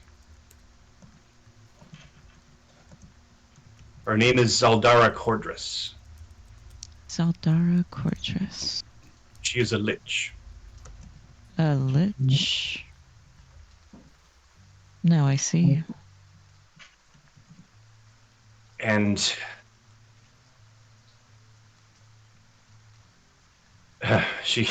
you may have heard of her colloquial name, the Duchess of Rot. Oh. Can I make a history check to see how much I know of this?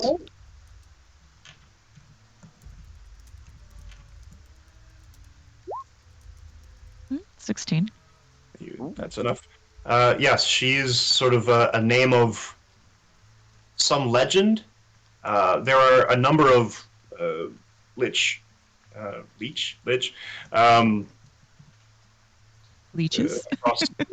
leeches across the land that basically have made themselves sort of notorious in their existence, such that either adventurers try to seek fortune and fame by invading their domains or disappear entirely. Generally, leeches are not to be trifled with. Archmages of significance and used much dark magic in order to sustain their lives in undeath. Very abhorrent to the goddess of death. Mm-hmm. Sort of a... Man, you might want to fix that for them. Quite the abomination. As far as undead go, probably some of the worst things you'll find. Yes. Excuse me. She has a tower off the coast at an old monastery that might contain some of the answers that we are seeking. And I'm I would go myself, but I'm far past my prime at this point. It is your time to rest. It will be. But not yet. But what I will need you to do is find a way into her tower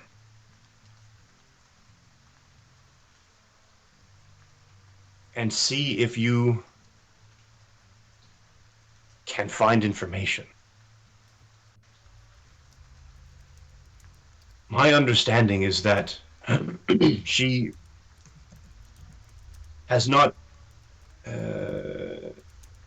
been to this place in some time. So I imagine it should be perfectly safe. Hmm.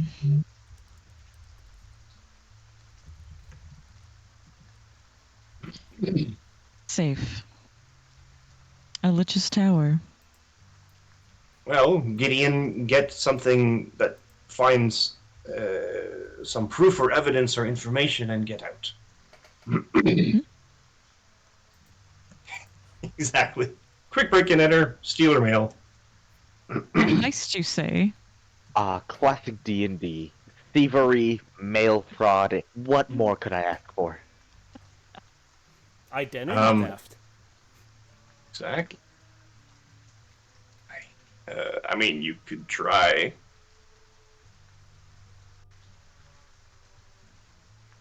So if you're willing, I can arrange transport.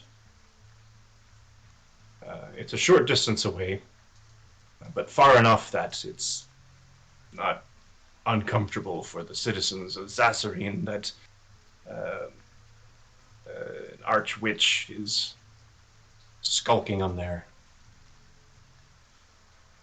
Most of Sasserine thinks it's just an abandoned watchtower. Hmm. But I know differently. So, if you can do this, this might help us discover why this is happening. And maybe put a stop to it.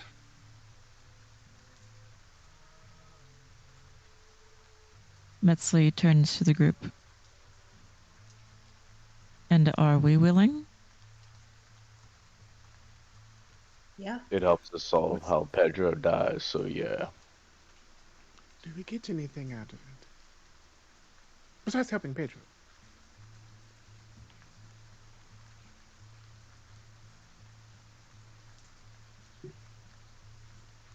Money, adventure. Cat people. Who said that? Cat people.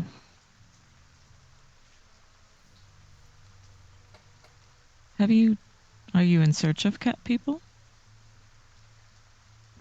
Why, yes. I do find them rather intriguing. Is it purely for amusement, or?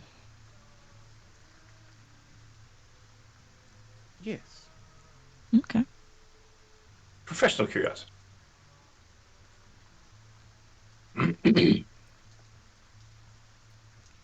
Good. Then meet at the docks. Sail in the morning. And hopefully we can find answers. I knew he had good faith in you for a reason. Let's hope he was right.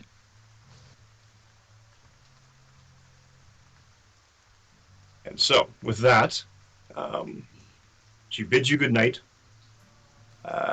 You go back to your respective domiciles. You meet with her on the docks in the morning. And you set sail. Oh, sorry. Before we completely leave, as we're exiting her abode, I'm going to hang up an evil eye talisman on like the front door Okay. and make my way.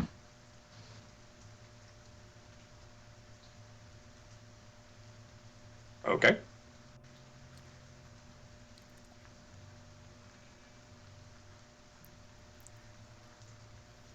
Little talisman on the door. Yeah, so you depart. You meet the next morning aboard a small boat, a small ship, a keelboat, known as its name is the Diviner. And there's a couple of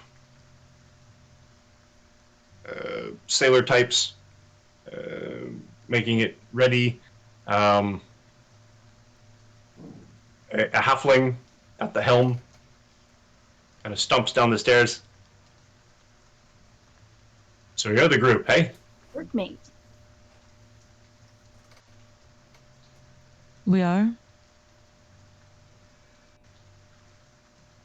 Well, all right. Money's money. Name's Calbrax. Pleasure. Metzley. Pleasure. Uh, Pleasure. hunker down. Shouldn't take long to get there. And you set sail. You come to. I'm going to bring in a. While Image. we are sailing, Uh-huh. Sasserine would actually, at some point, shuffle towards Mitsley and say, so your whole deal is helping with the passage of death. That was correct. In few words, yes. So maybe you can help me with this. I don't understand the problem here. People who have died before are dying again and cannot be brought back to life again. Mm-hmm. I don't get it. Why The why transition. The transition is sacred, but this transition has been messed with. Are we sure? Like I have not known a single person who could afford resurrection. Like, do the people brought? Uh-oh, did I crash? All right, that was me. We lost rain. But yeah, do people who get brought back, do they typically just live the rest of their natural lifespan? Like, does... Yes, and it is unnatural. We don't condone So... unnatural resurrection, but it happens, and they are meant to go on as if it had never happened, and until they come to another natural conclusion to their life cycles. But here, it seems that that second chance is being interrupted and accelerated, which is another twist on this transitionary journey. He has pulled out a notebook and he's writing some of this down.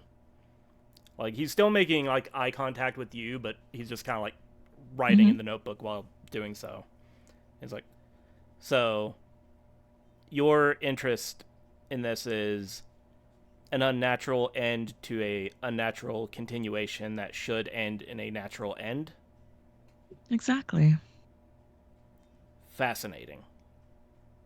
I still don't understand it, but you have given me something to think on, I suppose. Definitely.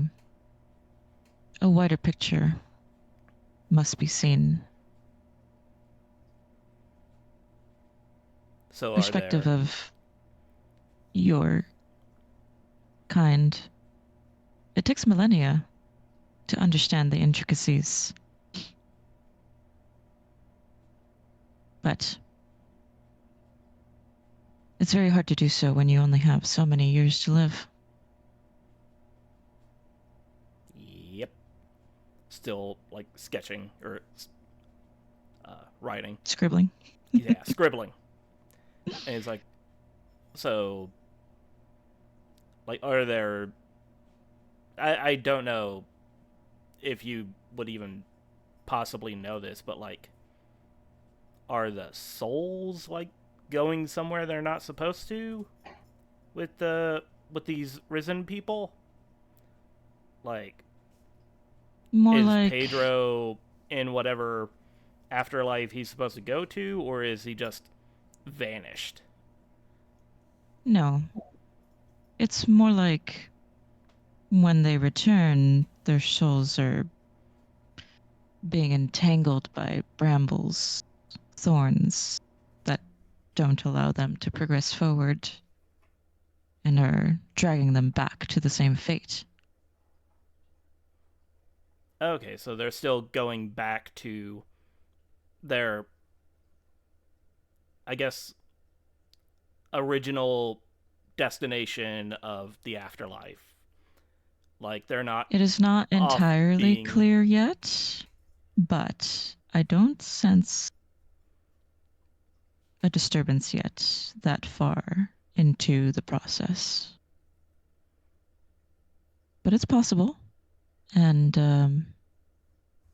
well, that's what I'm here to make sure, that Pedro ends up where he's supposed to be going.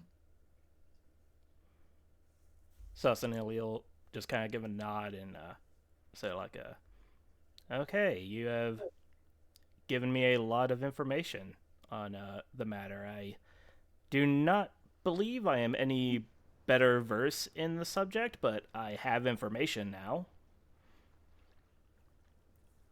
So We are all learning as we go along, and we'll continue to learn. he writes that down. Like, it is, like, his writing is definitely chicken scratch, because he's doing bat shorthand, but the way he writes this down is definitely one of those things where it's like, yeah, this is a quote that's going in the dust cover. Holy bat shorthand. Sorry. So, I'm going to transition. Hopefully this works. We'll see. Fingers crossed. Ooh. Worked? Did it look like anything? It looks like a. It looks like Yeah. exactly what I said, a summer house. Exactly. This is the monastery. Takes you the greater part of the day to get there, so the sun is starting to set. And the boat leads you to, and it's a small enough boat that you can pull close enough up to the shore, and it has a small embankment sort of thing that it allows you to transition to. Essentially, it's kind of a pillar, a couple of pillars of rock that are sort of jutting out of the ocean. The monastery itself, the majority of it, is connected and sort of on the hillside on the mainland, I guess. Whereas the tower itself is sort of built into the rock, as you can see, and it sort of sits alone in on a precipice. And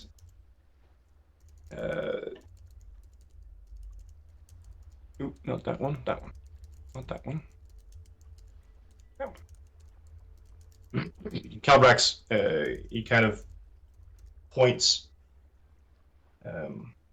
to an outcropping at the base of the pillar of rock. Says, that's where you're going in.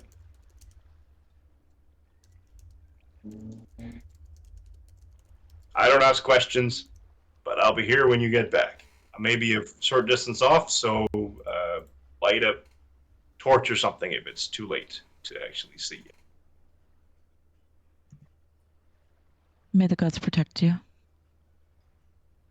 Oh no, I'm not the one that needs to protect.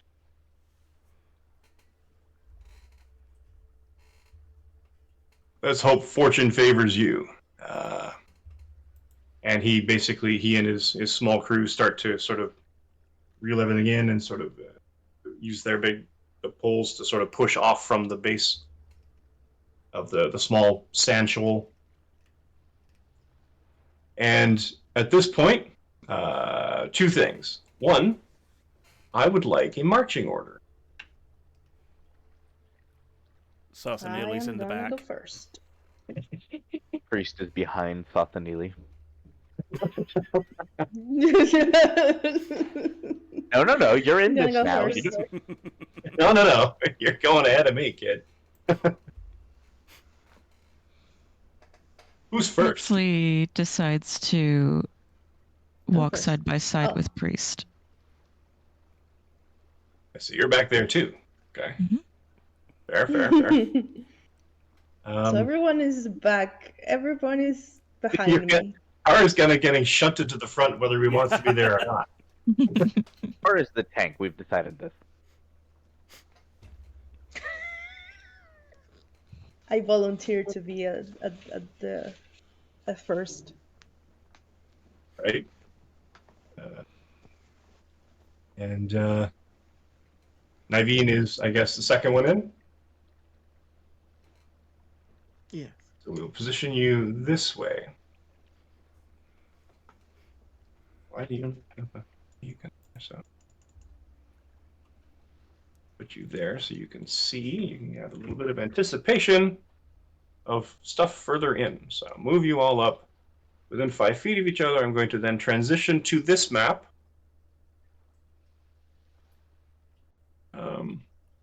Waiting with bated breath. All right, and to here. Boop. So you should all now see that you're in a tunnel. There we are. I see. And this is where we're going to stop.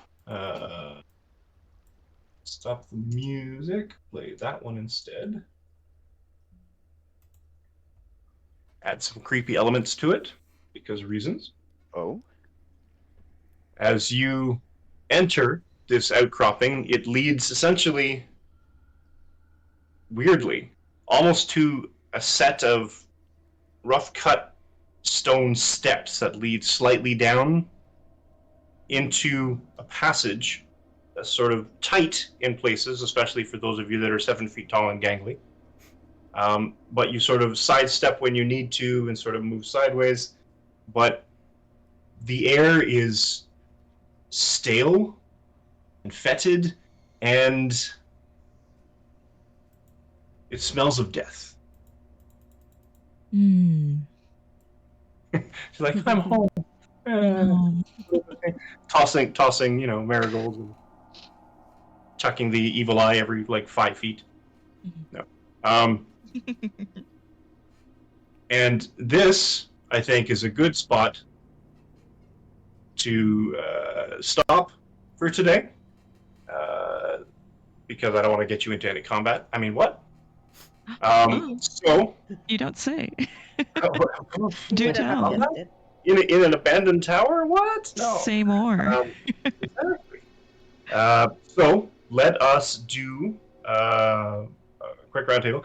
Thank you, everyone, for watching. I've noticed that we had some new comments into our chat. This is the whole live thing, which is something we didn't do with the Marvel game, so now we're doing it live, and it's completely new to me. So if I miss it, hopefully one of these fine folks will catch it and say hello and wave at you or what have you. So welcome, anyone new. Thanks for watching. Hopefully things will pick up nicely once we get into the whole combat of things, find out exactly what's going on with this death curse, and then what it has to do with all of our party members. Snicker. So We've all been until dead the then- whole time. Aha! Plot twist. No. So Curse. let's do another quick round table, and I screwed up my video feed, so I'm just going to go left to right. And so if you could give everybody a say who you are and where you can be found on the internets, and let us start with Joe. I figured it was going to be me. So, I have to add that to the thing as well, because I have my link tree right up here. Damn But yes, my name is Joe, better known as DJ Torador, Nolo Hanger on most of the social medias. Remember to follow the right one, because someone found the other one. Anyway, been lovely sitting here in the back, seeing what's happening. Um, don't forget to like, comment, and subscribe, and I'll see you guys later.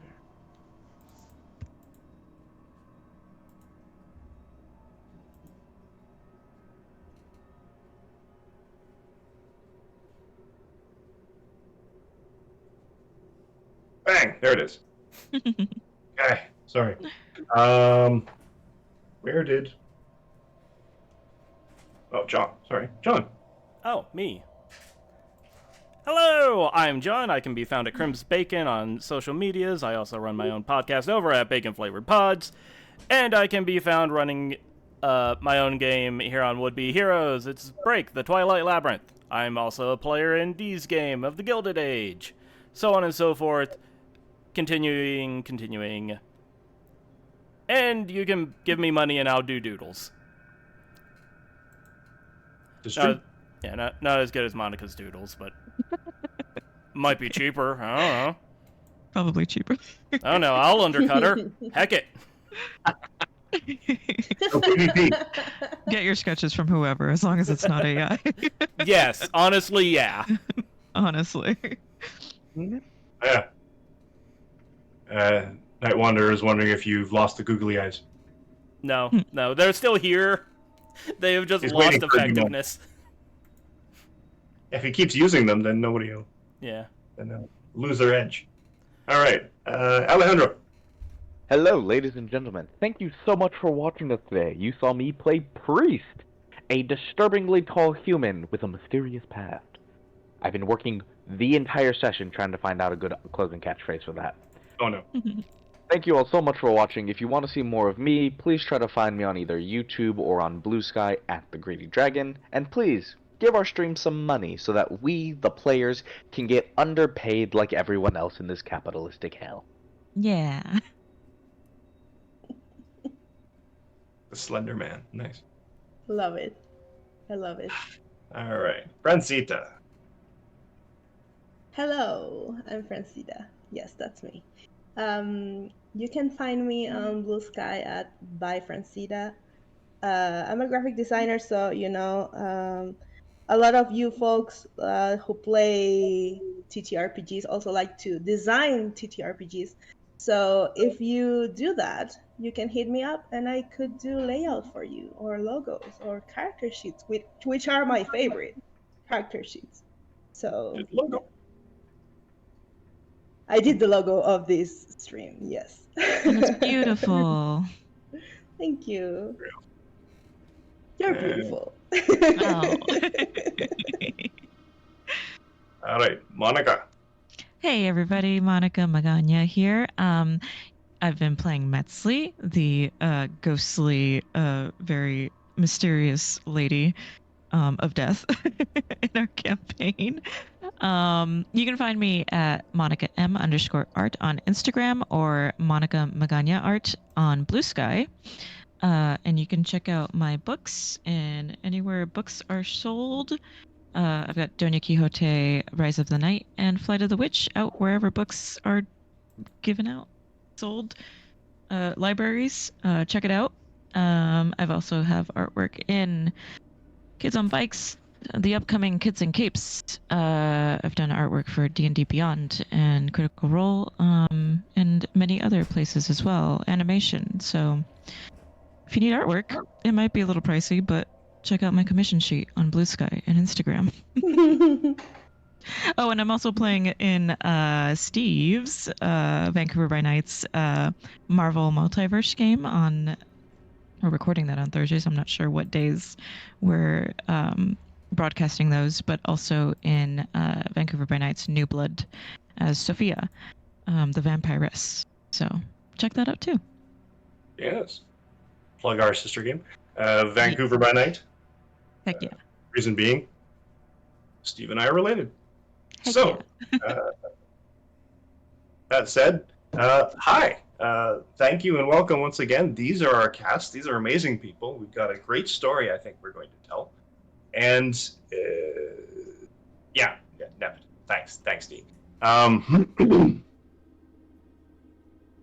For me, you can find my pre and post COVID cosplay adventures at Canadian Captain America on Instagram and TikTok, CDN Cap America on Blue Sky and the other app, where I refuse to quit because somebody has to stand guard and make sure that the whole thing doesn't go down, or at very least kick it into the abyss on its final death throes. From that, you can. This is basically. I've adopted this into my lifestyle at this point. So I've got 2 games running. A Tuesday game because I told myself I wouldn't do it, but I'm doing it anyway. I have 2 sister games of D&D instead of Marvel, and they are connected, but not as intertwined as the Marvel game was. If you want to see that, you can catch it on YouTube on the Would Be Heroes channel at Would Be Heroes TTRPG. But damn it, D. But these 2 D&D games are connected in that I've found some adventure paths, and they all happen in the same location. So they're in the same region, but there's different things happening, and one game is every 2 weeks, so it's not going to be nearly as frequent, but it'll still sort of run along the same time. So we'll have, essentially, this campaign will wrap, and then the following Saturday campaign, if it happens, we'll also wrap at around the same time as the Tuesday game. I have it all planned in my head, and it works out fine. Other than that, follow everybody here, like and subscribe everybody, like and subscribe our channel. Come on back on Tuesdays. We also have every second Friday a break game, which is a anime-style TTRPG, run by none other than everyone's favorite Batman, Sasserine, John. What? Is the game runner for that. And Night Wanderer, who is in our chat at this point, is running a Cypher System game every second Saturday at 1 p.m. So, yes, I mentioned you. So, come and watch those if you have the time at that point. Open up a muted browser window. Everything helps in terms of views. And like and subscribe to everyone here. Follow their stuff. Subscribe to their stuff. Buy their stuff if you can. And we will then see you next week, because Saturdays are going to be every weekly, because I'm a glutton for my own punishment. So, see you next Saturday, where the team starts on their digging through the ancient remains of a Lich's Tower in search of the mysteries of death. Till then, have fun, subscribe to your favorite people, keep your stick on the ice, and we'll see you next week. Bye. Oh, right, I gotta... Okay. Oops. Transitioning. I'm not